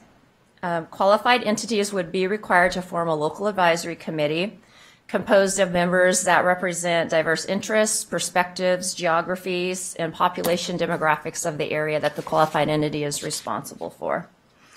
The advisory committee's purpose would be to review project proposals and to make recommendations to the governing body of the qualified entity. Public transportation service providers that are located within a qualified entity's service area. So, for example, using the TriMet area as an example, City of Wilsonville. Wilsonville has their own transit agency. They meet the definition of a public transportation service provider. They would submit projects to that advisory committee for review and consideration and recommendation. The decision-making process. So ODOT would provide the formula fund allocation estimates to the qualified entities, and their governing body would review recommendations on funding prioritization from the local advisory committee. The qualified entity would then submit its approved STIF plan, that's the service improvement plan, to ODOT. ODOT staff would do an initial cut of a review of those plans for consistency with law and rule, and then provide a recommendation and information to our MOAD committee, the Public Transportation Advisory Committee. That committee would review and provide a recommendation to the commission as to whether to accept or reject proposed STIF plans. Moving into reporting. As you know, HB 2017 has a big emphasis on increased accountability, and that very much carries through into the transit programs. The STIF plans would include requirements that providers tell us what are the outcomes that we're going to expect to see if the STIF plan is approved. And then in future years, and then through quarterly reporting, we'll be able to monitor their progress towards completion of those outcomes. That will enable us to address issues as they're emerging through the process. Providers would also be required, and the law has 6, and now with the amendments this last session, 7 criteria for areas of emphasis. So that would be how do service improvements benefit low-income households? How do they reduce fragmentation in service or better connect services between jurisdictions? How do they increase the frequency and reliability of services between communities, both inside and outside of a qualified entity's service area? And providers are now also required to, where practicable, spend up to, or at least a minimum of 1% of their formula funds on improving public transit service to students in grades 9 through 12. A couple other areas that providers will be required to report on is how they've mitigated the impact of the employee payroll tax on passengers from low-income communities. They'll also be required to submit budgets, the results of financial audits, and undergo periodic compliance reviews by a third-party consultant under ODOT's direction. I think the final piece in terms of the key elements, the big parts of the rule, is the funding cycle. So during the first formula cycle only, we would be offering 2 solicitation cycles. The reason for that is that we have some providers who really, they need a lot more of a lead time in defining and what their service improvements will be in standing up a new advisory committee, writing bylaws, and so forth. Some of those communities and providers are very eager to get their new service expansion occurring as quickly as possible, along with the time frame that the tax assessment begins, which is July 1 of 2018. So under our very aggressive schedule, we would be looking at, once the final rules are adopted by the commission, we would be looking at first applications being due 3 months later, and then 6 months following that, a second application cycle. So we anticipate bringing the STIF plans to the commission in 2 groups during this year. During just this first cycle. In future cycles, it would align with our regular biennial solicitation processes. I think the last piece that I would want to mention before I pause for questions on those portions of the rules is the legislative amendment. So the recommendation, that's the draft rules that are in your packet. And recall that this program is a bit different from Safe Routes to Schools, who came before this. This is a brand new program that we're standing up nearly entirely from scratch. We took a lot of lessons learned from our STF state program that we used as a starting point for these rules. During this last session, the legislature, as you heard, made a number of amendments to our section, this section of the law. Those amendments have not been incorporated into the draft before you, but I wanted to describe those to you, as we would anticipate making those amendments to the draft rules before we start into the formal rulemaking process. To summarize those, the revisions includes expanding eligible expenses to include light rail operations. there was a bit of I think an oversight in the legislation, and the impact of that would have, without that amendment, low fare programs for TriMet would not have extended to light rail passes. It would have only covered bus passes. So that was not the intent, and the legislature amended the statute to reflect that. I've already mentioned the 7th Public Transportation Improvement Plan requirement, which is implementing programs that would improve transit for students in grades 9 through 12.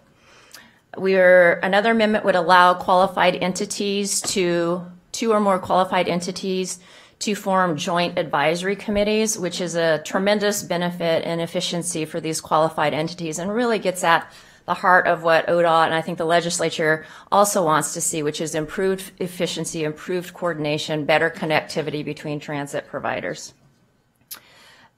We also refined the schedule, or legislature refined the schedule for various transit provider reporting requirements, which makes the reporting more consistent with how providers actually do their work.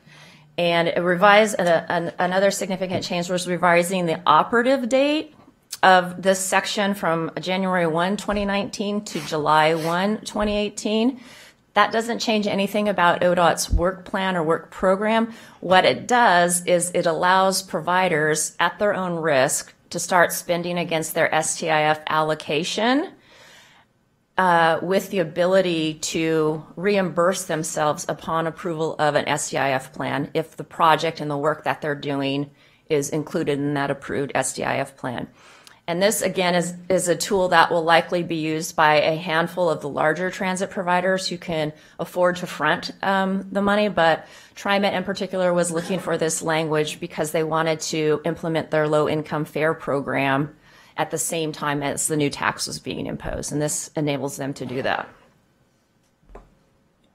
So with that, I think I will take a pause. I've really just skimmed very lightly along the top surface of the rules content. I think I would be remiss if I also didn't tell you that our Rules Advisory Committee has been absolutely spectacular. The level of diligence they've had, the attention to detail, the way that they've really dug in. We've had some just incredible, thoughtful, insightful conversations, and there's a tremendous thumbprint of their work that's reflected in these rules. We also ended up with a unanimous recommendation of the Rules Advisory Committee on the rules. Excellent. Hal, I see what you mean. Obviously quite capable. And it's great to have your input and leadership on this. And I'm assuming, but I assume that we've had pretty broad stakeholder discussions on kind of weighing in on this. Is there a lot of public and private entities that come into play here? So our stakeholder engagement process, our Rules Advisory Committee is transit providers of all sizes, types, east, west, foundations. We also have representatives from environmental interest, environmental justice, social advocacy. I'm trying to remember cities and counties. So there's been very, I think, fairly broad representation on the Rules Advisory Committee. We've augmented that. Our process has been a little bit different in that we've augmented the Rules Advisory Committee work. We have a rulemaking list that has approximately 800, an email list with about 800 folks on it. We've also done online surveys and done public comment periods for each set of the draft rules as we've gone through the process. So we've kind of baked more of that public involvement in up front. Yeah, great. And I assume the metropolitan planning entities are big, where we have them are dialed in. Yes, we have a committee member who works for a COG, a Council of Government. We've also been to visit and presented at the MPO, the statewide MPO consortium.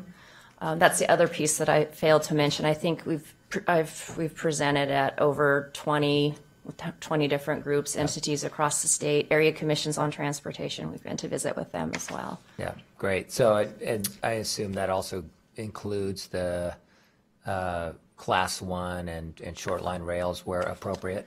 No, we have not included them in the process because passenger rail is precluded from STIF funding. Yep. Okay. So we hadn't seen that as a particular role. The place they have had an opportunity to weigh in is we have been regularly updating your Public Transit Advisory Committee, and we do have passenger rail representation there, but their direct involvement in this is pretty minimal.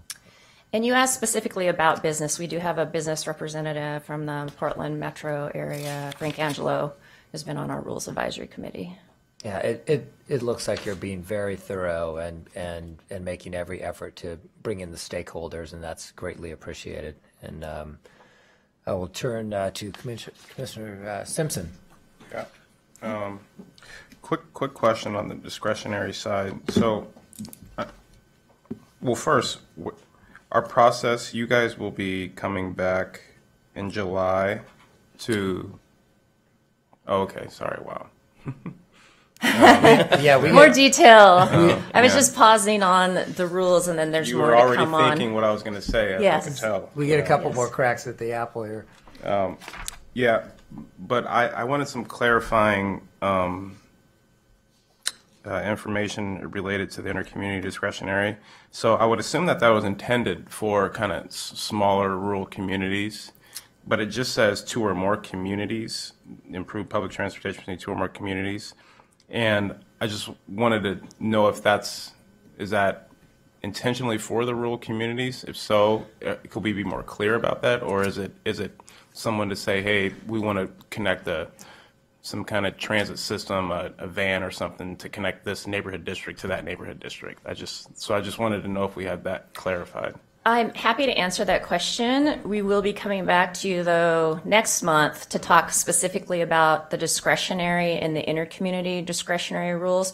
Part of what we did is we separated out, we're moving rulemaking forward in 2 broad buckets with an emphasis on completing the formula rules first and then moving discretionary second. Mm-hmm. So you'll see a lot more detail next month when we bring back the draft rules for discretionary and intercommunity. But to answer your question, intercommunity is in fact much broader than that. It is looking at, there's a possibility of connecting an urban area with a smaller rural community or connecting 2 smaller rural communities. And really what it's going to tie to is it's going to tie to our Oregon Public Transportation Plan in the transit network analysis and the implementation work that comes from that, where we're identifying what are the priorities in the statewide network so that we can fill all of those gaps, which we have quite a few right now. Mm-hmm. Hal? Yeah, if I can touch on that real briefly.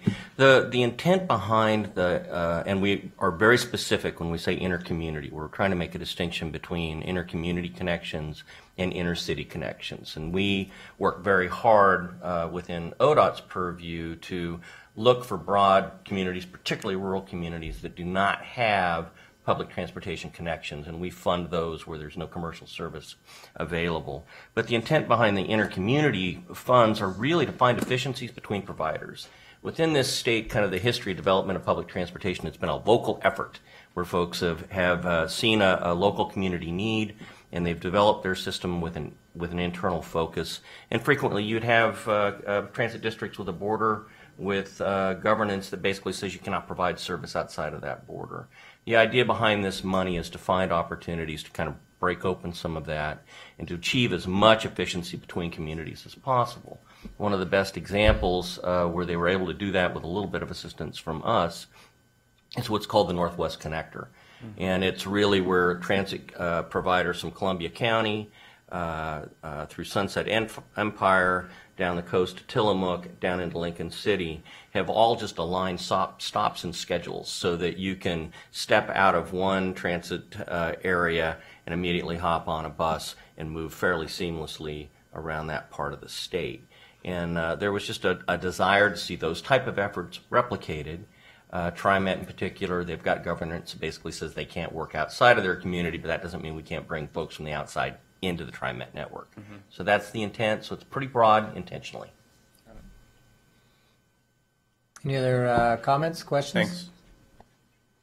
No, with that, thank you. It's very thorough and really appreciate the work. Yep. A little bit more. I'm sorry, I was pausing to see if you had questions on the rules. We have a little Second. bit more about what. Seconds from a clean getaway. I know, so close. So process ahead. So with this, we'll be starting into the formal rulemaking process. There'll be an additional public comment opportunity. This will come back to you roughly, if everything goes perfectly, 4 months from now for your final review. We did just have our Rules Advisory Committee gavel down, so to speak, on the discretionary rules and their recommendation earlier this week. So we need a bit of refinement there, and then we'll bring that draft back to you as well. And then we'll be moving those together into the formal rule process. This summer, the tax and program effective date is July 1, and we have that formal rule process. And then in the spring, we would be so in the fall, we would be starting the solicitation processes, and then in the spring, we would be coming back to you for the first STIF plan review period, and then funds would be dispersed weeks thereafter. And then we were looking at also getting our first discretionary fund grant agreements out the door by July 1 of 2019. So similar to stories you've heard from our other colleagues, we're very much on a very fast but thorough and quality track. So first funds would be seen basically a year from July. First formula funds would be April 1, 2019 is our goal for the first disbursement. Okay. The assessments would actually start to accrue into the STIF fund, but they can't be dispersed until the STIF plans are approved. Okay. So a year away. Yes. So good. Boy, that turned out awful. Wow, what happened? That's not helpful. I had a quick question. Yeah. I had a quick question on this layout. So for the spring 18, the commission will be recommending what specifically related to the discretionary and the intercommunity discretionary? Is it the percentages? Is it no, so in spring 2018 for the formula program, we'll be bringing a packet of the STIF plans from the qualified entities for approval or disapproval. The formula, the allocation shares are already baked into law and rule. Okay, just want to clarify. Yeah. Thank you. And I have okay. God, I hate the animation. It just doesn't help. Who did that? I don't know. It wasn't me. It just doesn't help. So I'm going to bat cleanup, and I just wanted to give the commission a preview of what's coming up. This body is really used to regular presentations on our STIP program, and you're brought forward decision-making milestones on a regular basis, and I think there's a certain routineness, although that's an important set of decisions, but there's a routineness to the presentation and the scheduling. With the STIF, this new public transportation funding, we just recognize that there's a huge additional level of work and decision making that's going to be presented to the commission, as well as basically a tripling of the work for our staff. And so we've got a strong desire to get some structure around when we come to the commission for what types of decisions, do that on a routine basis and make sure that that lines up with our other both federal and state solicitations and distributions. So what I would like to do is come back to the commission next month in April and really do a fairly comprehensive walkthrough of what the various buckets of money are that we're responsible for distributing and how we have done that in the past, and make some pretty clear distinctions in terms of we come to the commission to approve a formula but not a particular set of distributions, or we come to the commission to approve some discretionary solicitations and the actual projects that are recommended forward. But there's some nuances in both the federal funding and the state funding, and we want to get very, very clear. After we've had that conversation, hopefully we'll have our discretionary component ready to share with you at that time. Then we would come back in May to the commission with some actual action items with regard to some proposed changes in formulas and some actual discretionary grant solicitation lists. And then what we would want to do is once this program is stood up, get it aligned with our other regular solicitation programs so that we come to you a couple times a year with very clear asks on the same schedule with the same type of requirements. So this is just kind of a quick preview of what our normal solicitation schedule and grant agreement execution schedules are and how we tie the STIP back into that. So with that, I will entertain any questions at all or make a clean getaway. Commissioner Van Broekelen. So to pursue that line of thinking for another second, first of all, thank you for the presentation and the good work. And we'll talk later about cloning. Karen, we've got that going in part of our OTC work program later. It would be helpful to, at least me, if perhaps we could get ahead of the April meeting just a 1 or 2 pager which lays out when actions will be teed up for us in this area and what they'll be, subject area, so we can start planning. In fact, and this is a comment to the director, a comprehensive schedule of that kind. It just gives us a matrix of, so we're going to be doing, it's clear we're doing a lot of rulemaking here, that we know what's coming, when it's coming, what it is, so we can be assuring you all that we're prepared to make final comment at the time you need final comment, and that we're prepared to act when you want us to be acting, so that we're staying on schedule on these rules. Okay. So we've looked at 2 or 3 today already, and not just in your area, but more comprehensively. So I guess it's two comments. One is specific to the work you're doing on the STIF. It would be useful to have a document, and then more broadly, kind of a comprehensive list of rulemaking that you anticipate occurring over the next year to 18 months. That would be great for me, at least. You know, I may be the remedial student here, but I appreciate it. Thank you. Absolutely. Commissioner Simpson? Sorry. Okay. Further comments or questions? Thank you. Very helpful and nice work. And with that, we'll move to agenda item G, which is a update and action on the Continuous Improvement Advisory Committee charter. So we'll have Mr. Brower and Ms. Averbeck. Welcome. Thank you. I was just about to say Madam Chair, members of the Commission, and then I know. Luckily stopped myself. So Chair O'Halloran, members of the Commission, for the record, I'm Travis Brower, the Assistant Director of Odot.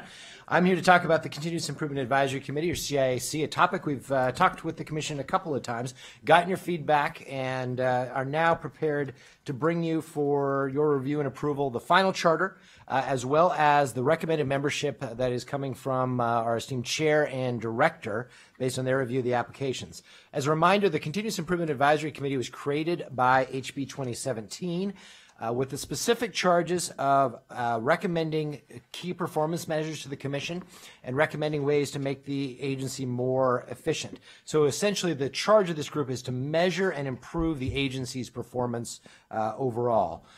The membership of the group is to include members of the Commission, as well as external stakeholders and members of the ODOT team as well. So in order to select those external members, as we discussed with you previously, we created a competitive and open process where we solicited membership broadly, put the notice out fairly broadly, and also targeted some individuals who were identified by folks within ODOT and by the Commission as potentially good candidates for the CIAC, given the sort of attributes we were looking for on this group. We got a great pool of applicants. I was concerned we'd probably get like 5 applications from people who might not be entirely qualified, but we had nearly 30 people who applied, and I would say they were all very good candidates, very highly qualified. So it was a little bit difficult to actually narrow it down and pick a small number of people for this initial selection of members. But Chair Boehne and Director Garrett did that work. They sat down with all of the application materials and came up with the recommendation of the 4 people that is before you. They were especially looking for people who met a number of criteria. First, given the very small number of people recommended for this group, they were looking for people who have worn a number of different hats so that we had the people who would bring well-rounded experience, maybe not just people who had one area of expertise or life experience. They were also looking for a diversity of perspectives and backgrounds across the entire group, a little bit of diversity in geography, but also didn't want 4 construction contractors, for example, and not just people who are drawn from the normal group of stakeholders, the usual suspects, as we call them. In general, they preferred people who have retired from active work, so they don't have a dog in the fight, so to speak, limits the potential for perceived conflicts of interest. And we also expect that it's likely that the CIAC will focus, at least initially, on the project delivery process, given the issues that have been brought up in front of the Commission and the charge of delivering effectively on HB 2017. We think that is likely an area where this group will want to focus and get direction from the Commission. So we looked at people who have experience in project delivery from procurement all the way through construction and in that engineering world as well, so that they have a strong background in those areas. They were also looking for people who have some experience at the national level, so that they could draw on experience not only in Oregon, but also from national level groups that they've been involved in. The 4 people that they recommend really are all blue chippers with impressive resumes of statewide and national experience. So Tony Hyde is a former mayor and county commissioner in Columbia County who has served on the Northwest Act. I believe he was one of the founding members there. And he's also been president of the Association of Oregon Counties and served on the board of the National Association of Counties. Paula Hammond previously served as secretary of the Washington State Department of Transportation, which is recognized as one of the national leaders among state DOTs. And she chaired, I think I'm safe to say, just about every committee of AASHTO, the Association of America's State Highway Transportation Officials. So she is now working for an engineering company, but is definitely a national leader in transportation. Ted Odland has 4 decades of experience in the construction business, has been deeply involved in the Oregon AGC, but also was president of the National Association of General Contractors. And then Andrew Catch is a professor at Willamette University's MBA program, the Atkinson Graduate School of Management. And we hope will bring a slightly different perspective, given his background. He's not one of those usual suspects who's been involved deeply in transportation. We hope he'll bring a slightly different way of thinking. Matt and Chair Boehne recommended keeping a fairly small number in this initial selection, in particular to give the Commission the option to add additional members in the future as this group gets going and we have a better sense of where their direction lies, after the Commission has provided them some feedback about what things they want to focus on, we'll have that opportunity to reflect on the membership and bring in perhaps some more people with the resumes needed and the expertise we need. Chair Boehne in particular gave us the direction that all the initial members should receive a 2-year term with a 1-year check-in. So that we can talk to them, talk to the group, assess whether the members are wanting to continue in their service, whether they're the right group of people, whether the Commission thinks these are heading in the right direction, and then perhaps rejigger the group's membership as needed. In terms of the Odot members that are recommended for this group, these were selected from among the 3 largest portfolios of the agency so that they can inform the major issues that are going to come before the CIAC. So the 4 recommended members, Director Garrett, of course, as well as Paul Mather as chair or as administrator of the Highway Division, and Bob Gephardt, who is the administrator of the Central Services Division, which provides a lot of those support functions such as procurement, facilities, and other areas where we could see potential areas of focus on efficiency. The 4th member that Director Garrett recommended is Linda Bukins. She works for our DMV and has been an excellent addition to the team. Came out of a career in the military, which included service in NATO on running one of their major committees. And so she has a great resume. And again, like Mr. Catch, in a way, sort of brings a different perspective and approach to this work at Odot. From the commission, we're very grateful to have Chair Boehne has been throwing her hat in the ring to be a chair of this group. That will ensure that there's alignment between the work of the commission and the work of the CIAC. And then Commissioner Van Brocklin was gracious in stepping forward as well to serve on this group. So you'll have excellent representation from the commission, so you can provide that feedback on where this group should take it. Its work program. Once constituted, we anticipate that the group will meet for the first time in April. We've already scheduled a time to meet because they have a task already on their plate. Under the direction from the legislature, the statute says that they are to recommend to the commission key performance measures across the entire agency. Those are due to our good friends at DAS on April 30th. And so they have a task immediately out of the gate. Those will actually come to the commission in May for your approval. The CIAC is only a advisory body to you in that sense. And we've worked with DAS to make sure that they know that we're going to be a little bit beyond the normal time frame given this additional statutory step the legislature has directed us. We're beginning to develop a work plan for the topics that will come to the CIAC, and so we'll definitely want commission feedback over time, and particularly from our two commission members on this group. The charter that is included in the packet is one that you've reviewed in the past. We had a discussion, I believe, in January with you and incorporated all the comments. We're going to bring this to the CIAC after it's approved by the commission and have them operate under this, but then ask them around that 1 year mark when we're looking at the membership to reflect on that charter to see if it's the right charter and whether they want to recommend any modifications or improvements back to the commission for you to review and approve, because this is your group and you will be in charge of approving the charter as we go forward. Lynn Averbeck is here. She, as the commission manager, will be the administrator of the CIAC. And again, that's a touch point to ensure alignment between the work of the commission and the work of the CIAC so that these groups are working in tandem rather than at cross purposes. One important thing that Chair Boehne wanted to ensure we emphasize to the members is this group is to focus on efficiency and performance of the agency. The commission's role is to focus on policy and making the investment decisions. The CIAC then will ensure that we're executing on that effectively and efficiently, but there is a separation between policy and investment on the commission side and the efficient execution on the CIAC side. So we're going to make sure that's very clear to folks so that there's a clear separation. With that, I'd be happy to answer any questions and request your approval of the membership and charter. No, thank you very much. And in Chair Boehne's absence, if she weren't already on it, we would put her on it. And if we could put her on it twice, we probably would. But I think it's very well thought out and consistent with the legislative intent, and seems like it's kind of ready to roll. Any comments or questions, Commissioner Brown? So thanks for the information. You can take a breath every now and then when you're speaking, Travis, just so you know. This is, I think, one of the most important subcommittees that has been proposed, so I appreciate looking at this very carefully. The one thing that I was unable to pull out is, of the 4 members that are recommended, where do they live? Commissioner Brown, I believe that 2 of the 4 live in Oregon. I believe that Mr. Odland had most of his career within the Portland metro region, but I believe he lives across the state line in Washington. And Ms. Hammond, I believe, is from Olympia.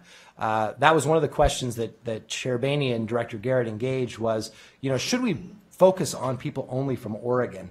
And I think the decision was that if we can get good people from outside the state who are experts who can help improve the organization, we should definitely do so. In terms of the overall representation within Oregon, I believe Commissioner Hyde, or former Commissioner Hyde, lives in Columbia County, and that Mr. Catch lives in the Salem area.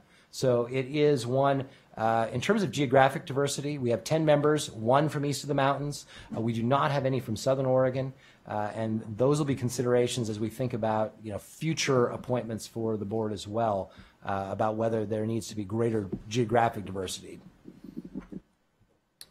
And then, starting with the 10, what is, I know you were saying that the commission has the opportunity to fluctuate or add bodies, just as you just alluded to, but what is the cap, essentially? Like, how many more members, or is that all at the decision of the commission to decide how many to add or subtract? Commissioner Simpson, in the charter, it says up to 10 members. So we wanted to, at least initially, keep it fairly small and cohesive so that they could really dig in.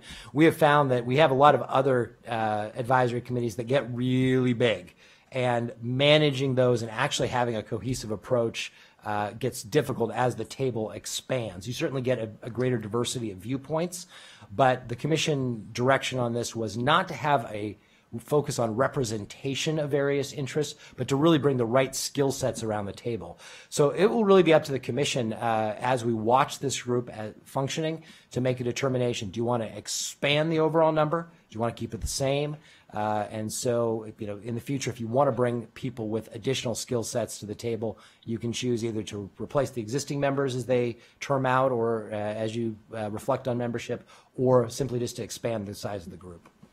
I would just say that based on the question, you could consider Commissioner Simpson's gesture as overwhelming enthusiasm to serve and willingness to serve. No, I would. No, absolutely not, is what I've been alluding to. However, no, because I just didn't know if there were more members we had to fill in. I think the more it makes things more complicated because it just bogs things down. But I see the intent, but it was just a question about that. But it had nothing to do with me alluding to interest and consuming more time to participate in other advisory Mr. Simpson, we've written your name down on the, so we'll be adding you. To be specific, you would need to amend the charter then to say that you wanted more than 10 members, but that obviously is within the commission's purview and discretion. Great. Okay, any other comments, questions? With that, I would welcome a motion. Mr. Chair, I move approval of the charter and the proposed membership of the Continuous Improvement Advisory Committee. Discussion on the motion. All those in favor? Aye. Aye. Aye. Aye. The motion carries. Congratulations. Thank you. Thank you. Nice Commissioner, work. I would Nice note work that on this. we're 43 minutes ahead of schedule. I don't know if lunch is even available. See what happens when you dispense with all the niceties and being courteous. Or when you don't take a breath. Chair Boehne. That's right. So you have the discretion either to break early and have either a longer lunch or an earlier lunch, or lunches are not here. Well, we can. Or you can bring forward the next item on the Mr. agenda. Chairman, as well. I would ask that we advance item H. Yep. Because we have all the players in the room here, and that should put us closer to when lunches will likely be available. So if you're comfortable with that, that would be my suggestion. I think that's great. Okay. No problem being ahead of schedule and using the time efficiently. So item H it is. And we will welcome up Mr. Brower. You can just stay right where you are, right? And you get joined by Ms. Silva and Ms. Hyde, our legal counsel. Chair O'Halloran, members of the commission, again, for the record, I'm Travis Brower. We'll be relatively brief on this topic because we did present the overall framework to you last month. And I'll start with a mea culpa. I think it was pretty clear last month that Odot didn't do a great job of presenting the changes to the original delegation order very effectively, given the way we showed that to you. So I'll take the blame for that. And hopefully the matrix that was included in your packet that lays out all of the changes made from the original version, the rationale for doing so, the explanation, and the tie to the statutory references and the delegation policy will make that a little bit clearer. That was something that Ms. Silva did a great job putting that together with Ms. Hyde's help. So I believe that should be a lot clearer in terms of what changes were made from that original delegation order. We spent the last month tightening up the policy and the order just a little bit, as well as focusing on how to make it more presentable to you so that it would be much clearer than what we showed last month. Based on the comments we received last month at the commission meeting, we did make a couple one major change and then wanted to mention one other item to you. The first off is in the area of settlement authority. The discussion last month highlighted that the commission wanted to have some level of accountability and oversight in that area of legal settlements. And so we took that back, had a discussion with Ms. Hyde, and in consultation with Chair Boehne, brought forward the recommended language that is in this proposal that would allow the director to be able to settle legal settlements below $1 million. That would allow us to be flexible and nimble in those what can be fast-moving legal settlement discussions, so that it doesn't require waiting a month and coming to the commission for approval. However, it would require consultation with the chair of the commission on larger settlements from $1 million up to the statutory tort cap. And of course, on any settlement that had a major policy or investment implication beyond just paying out funds, we would bring those policy issues to the commission. So for example, two of those areas are the ADA settlement that we made last year. That had a very significant investment implication over a period of 15 years, or something like the Portland Harbor cleanup, where there is potential liability for Odot that could run in the tens of millions of dollars. Those would be things that we would bring before the commission for a discussion, so that you'd be well aware of those before we would make any decision, not just a consultation with the chair. The other area that was, I think, especially discussed last month was around the STIP project approvals. The language that we included in here was what was given to us last year in, I think it was June, by the commission in an ongoing discussion about what thresholds to set for bringing STIP items to the commission. So we included language that was consistent with that direction in the delegation order for the first time. We are obviously open to revising that, changing those thresholds up, down, sideways, modifying them in any way that the commission requires. So we'll take your feedback on that, but present that to you as the proposal based on the feedback from the commission. So with that, we present this to you for your review and approval, and have Ms. Hyde and Ms. Silva here to answer any questions that you may have. Commissioner Van Brockland, as I would expect, you have some questions. Thank you, Mr. Chair. So first of all, I thought the matrix was great. Thank you for putting the time and effort into it. It really helped me work through it quickly. I have a few questions. And I'm going to work from the delegation order. I think that's the easiest way to do this. And these are questions or suggestions. So just going down, starting at the top here, number 2. The last line in number 2 says, and other transportation-related programs related to transportation. That seemed a little redundant to me. I think you could probably drop the last 3 words. I don't think you need to say related to transportation twice. So I would propose that we end that paragraph with the word programs. Okay. Then I skip down to this will make you feel better. I skip down to number 28. So in 28, my comment is because, well, let me just say this. Clearly, there are going to be ongoing communications with the governor and the legislature and other entities by the director and by others in Odot, and that's, of course, perfectly fine. I do think there may be a set of communications to the governor or the legislature that the commission might want to be a little bit more involved in. So I don't know whether we would need an amendment to this one, but I had in mind that perhaps we would put at the front of that something like in coordination with the commission, comma, and then the rest of it, which would give the director the discretion. I think the word coordination gives the director the discretion to determine what level of coordination is necessary, but it gives us a hook into, hey, you're going to make a major set of comments here to the governor. I think we need to be, the commission needs to be more involved in that. And so that's just, I think, the informal ongoing communication between the director and the commission, but I'd like those words if the others on the commission agree with that, so that we're a little bit more called out on that delegation as needing to be coordinated with and kept in the loop.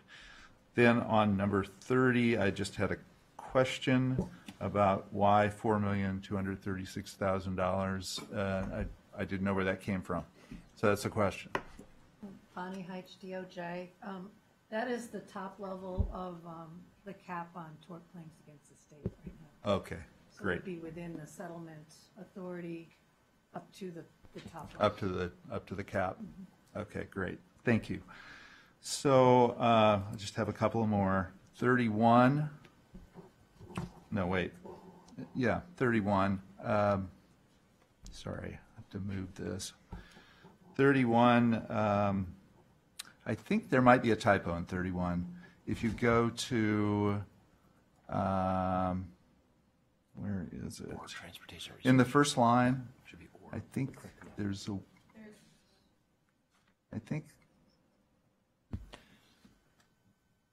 Commissioner Van Brocken speaking, transportation projects of transportation research. It should be or. Yeah, that's the word I was looking for. Yes, Yeah, correct. thank you for catching that. We caught that in one earlier version that I think reverted somehow. Yeah, so I propose we change of to or there. Then in 37, I only have two more. In 37, let's see, what am I saying here? I would add in the first line, conduct a study and report findings to the commission and the joint commission. I don't think that's an inappropriate procedure to have things going to the, from that to the joint committee also go to the commission. And then finally, in 38, again, I would add at the beginning of 38 the words in coordination with the commission, comma, conduct a study, just because we may have input there. Those are my suggestions about word changes and my questions. Thank you. Any objections to those changes? I think the one question I have, and I don't know if, Bonnie, if this is one for you, but I think clearly in HB 2017, there was a lot of changes in authority and I think legislative direction and intent in the roles they wanted the commission to play versus the director. And I want to make sure that we are not here, and I know we had a discussion on this and really a work session on this, that we're not being inconsistent in any way with that intent, and that we do indeed have the right to come back and revisit or revoke this authority if at any point we find an inconsistency in the action we're taking here. Commissioner O'Halloran, that's absolutely correct.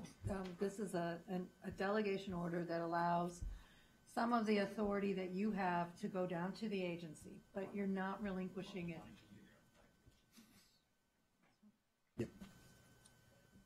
Yep, you got it. Excuse me. By no means are you relinquishing your authority. You're delegating it to the agency, but you always have the authority. It's legislatively given to you. So this is a way for you to manage the enormous work plan that you have, and to ensure through your oversight responsibilities that legislative mandate is met. Yeah, thank you very much.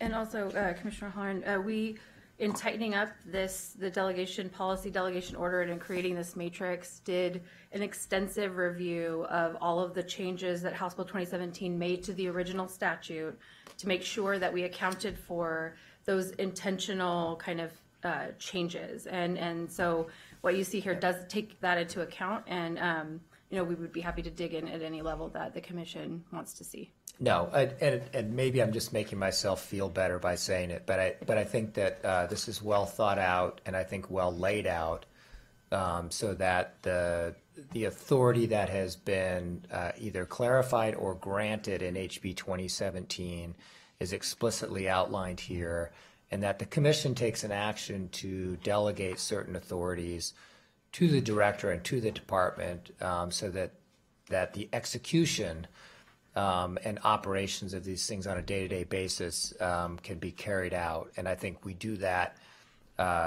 with intention and consistent with the legislation. And so I just wanted to make sure we were all clear on that and that you were comfortable with it from a DOJ point of view, and that we do indeed have the right to revisit and revoke or tweak as needed. Commissioner Brown. Thanks. I also agree that the giving us all the different pieces and laying it out in the matrix helped me a lot. I've sent you my comments. I'm giving up on the one that I've commented on a number of times, but I guess I have a caution for the department and for Director Garrett. A lot of these things we give to you, we give you the authorities to do all of these things, but I don't expect you would, nor would I expect your staff to do them knowing that you should report to the commission. And I think that as we look at the responsibilities that are inherent in the job as director and inherent as your top leadership team, tell us if there's that little voice in the back of your head that says, oh yeah, I can do this, no problem. Tell us when there's a problem, or when you are at $499,000, but you really should come here. Pull it off the consent agenda. Bring it to our attention. Don't let us be surprised as your commission members, because it's really, that's the whole point of why this was so convoluted and hard to describe in House Bill 2017. And, you know, we're catching a lot of these, I wouldn't say errors, but we're catching a lot of delegations and cleaning them up from years past. And I appreciate Bonnie doing that. I mean, some of those were pretty old. When we looked at, we haven't touched these. And I think that's what I'm impressed with is let's look at that. Let's always look at that. Let's always bring to the commission members and back to the Joint Commission, because obviously that's important to the legislators. Bring it to their attention before they question or we question. So I appreciate it very much. Thank you. If I could respond just on a little bit of the update of this. It's been 8 years since the delegation order was last updated, and so we sort of treated it as a completed document, realizing now that this probably needs to go on a more regular update cycle. So especially given changes by the state legislature, I think we will probably plan to bring this forward to you again at an appropriate time. We don't know exactly what that would be, but it's not 8 years from now, so that both the commission can reflect on whether the current delegations are correct, and also when we find those either things that we've missed in the past or new authorities that come from the legislature, we can have that ongoing discussion rather than just treating this as something that's done for all times. I think, Mr. Chairman, if I may, to Travis's point, obviously that's a mechanical part of evolution, refining, and making sure, again, we don't allow decades worth of work to start to stack up on each other, which makes wading through it or cutting through that scar tissue difficult. And that's one of the challenges we had. But Commissioner Brown, to your point, please know I truly appreciate the council. It is spot on, and it is instilled in the conversations we're having. I think the expectation of anybody who has been granted any delegation of authority or is working on implementing it, there is a clear understanding that at any time they could be called before this committee, or this commission, I should say. No surprises is a very simple ethic that we have here. No one likes that. And I can assure you that we will not play games with numbers. There is that feeling in your belly sometimes that while you might not meet a threshold, there is something unique about an issue that needs to come before the commission. It's the same ethic I think we have when we report to the legislature as well. It is best to put everything on the table to articulate here's where we stand, but understand there's another side of the ledger, and you're going to hear thus. And that's what the commitment is of this agency to this commission as well as to the legislature across the street. So, but your counsel is listened, is heard, and will go forth and be implemented. So thank you for your counsel. We have an ongoing oversight of the authority that we're vesting, and I think an obligation to continue to exercise that prerogative, and And I do think that it would be helpful to instruct Ms. Horner to share this delegation of authority with the joint committee, even though it's on the record in the commission documents. I think it would be helpful to explicitly share them and indicate, should we take this action, that they are aware of it explicitly. So, Commissioner Van Broecklyn. Mr. Chair, fellow commissioners, I move approval of the updated Oregon Transportation Commission delegation policy and delegation order. There's a motion. Any discussion on the motion? Hearing none. Those in favor? Aye. Aye. Aye. Motion carries. Congratulations and thank you very much. And Mr. Director, with your diligence, we can adjourn for lunch unless you think we should plow forward and do more. Well, I'm wondering if we run the table with Mr. Brower here. Remember, Mr. Brower is now taking item J. Oh, yeah. And that would put us close, I think, to the 12 noon hour, and that may be... Well, would we skip I and come back to it? I think we would come back after lunch, just given that we have guests coming in to deliver that presentation. Okay, so why don't Travis, you okay with just moving forward? We will go to item J, and since it's 20 minutes, I think that'll put us on schedule, and then we'll end up being ahead of schedule in the afternoon and hopefully finish a little early. With that, we'll take up agenda item J. Mr. Brower. Thank you, Chair O'Halloran, members of the Commission. I wasn't a Boy Scout, but always be prepared is a good motto. So I am reasonably prepared to cover this topic, given that Ms. Bruce was out sick today, unfortunately. So for the record, I'm not Kelly Bruce. My name is Travis Brower, Assistant Director of Odot, filling in for Kelly as she's our Strategic Business Planning Process Manager right now. As you'll recall, the management review recommendations that came from DAS last year directed the Commission in partnership with Odot to develop, collaborate together to develop a 5-year strategic business plan for the agency. The Commission approved the initial phase of that strategic business plan back in January and met the DAS deadline for doing so. That initial phase included the refreshed mission, vision, and values for the agency, as well as set out the 4 strategic business priorities and outcomes for the next 5 years. We had multiple discussions with the Commission over that time and brought that forward to you for your approval that month. At that time, we immediately began working on the second phase of the planning process, which is really identifying the indicators and measures to assess progress of our implementation of the plan and success on the overall plan and each priority, as well as refining strategies to achieve the goals of the plan. So we have set up for each of the 4 major areas in the group what we are calling priority action teams. That is digging into this topic, refining those strategies and outcomes, and articulating what those success measures and indicators should be.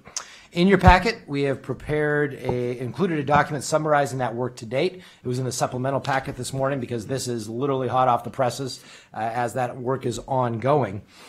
This is still an early draft, and we are still a few weeks away from having it completed. But given that the direction is for this to be a collaborative process between the Commission and Odot, we wanted to bring that to you. We do recognize that most of these measures and indicators are operational in nature rather than that policy governance layer that the Commission provides. And they're focused internally on management issues. So we know that we're trying to keep the Commission operating at sort of the level of looking at the forest. And this is a lot of trees. And yet the direction from DAS is to ensure that you're engaged and collaborating with us on that. So we recognize we're not really looking for you to review and comment in great detail on each or any particular one of these, but did want to provide that opportunity for you to provide a high-level response or more specific direction to us on this. We're not asking for your approval or action on this today. This is really providing your feedback at this point in the process as we're looking to finalize this work and bring this back for your approval next month. These indicators and measures are really a representation of what our future desired state of the agency is. They'll require ongoing refinement, evolution, and prioritization as we operationalize this strategic business plan over the next 5 years. We'll reflect on these measures and make sure that they are the right measures for measuring success in each of these areas. And we'll begin really establishing the appropriate metrics and reporting methods as we implement all of these. Over the next month, we'll continue to refine these and present a final version to you at your April meeting for your approval and concurrence. And then we will essentially reissue that strategic business plan, including all of these final measures as the final document. At that point, then we'll transition into the implementation phase. So I will pause now for any questions, comments, or fatal flaws in the direction that you see, so that we can reflect on these and bring you back the right measures next month. This one word, strategery. So with that, Commissioner Simpson? I would just, this is, I think it's obviously organized efficiently, effective, but I just would prefer it to be more simplified. Gotcha. It just seems like it's just boom everywhere, and it doesn't really navigate the path simply enough. When I look at something like the evolution of what Kat had been working on and developing, I mean, it's gotten more simple and simple and more concise. And I don't know if that's part of the process here, but that is something that I'm looking to kind of be able to digest a little bit easier. Good. I appreciate that comment, Commissioner Simpson. I provided that feedback as well, that at this point, we went through a process of essentially throwing stuff on the wall to see what sticks. We still have a little bit of stuff that's stuck now that may not stick to the wall by the time we come back in April. Because there are, as you can tell, a lot of measures and indicators in here. And that point about simplification is a good one that I'll bring back to Kelly and the team that's working on this. I just piggyback on that and say that I think at 9 pages it is a little lengthy, and if we could get it down to 5, okay, that would be, I think, a good goal. There's a lot here, so that's commenting in response to Commissioner Simpson's comment. I also wanted to just say that I think this, as I've said before, I think this is.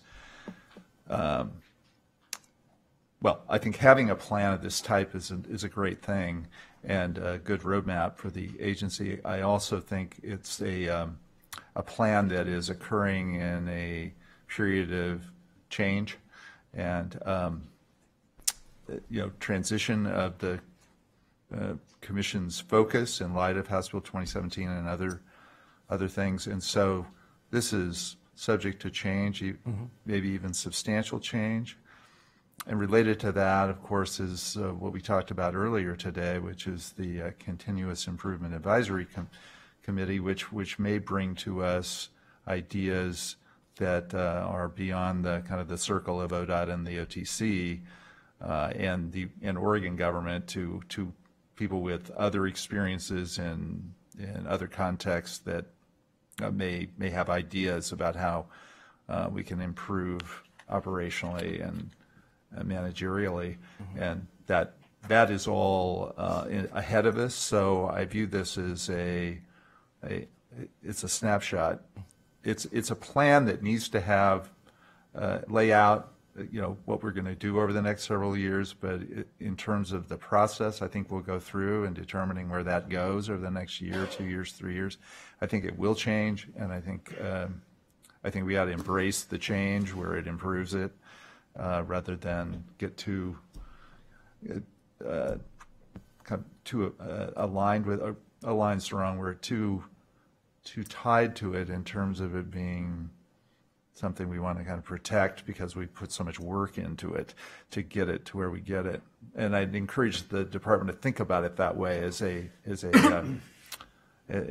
document that's moving and will continue to move and it'll go through iterations over the coming years that we ought to encourage rather than resist.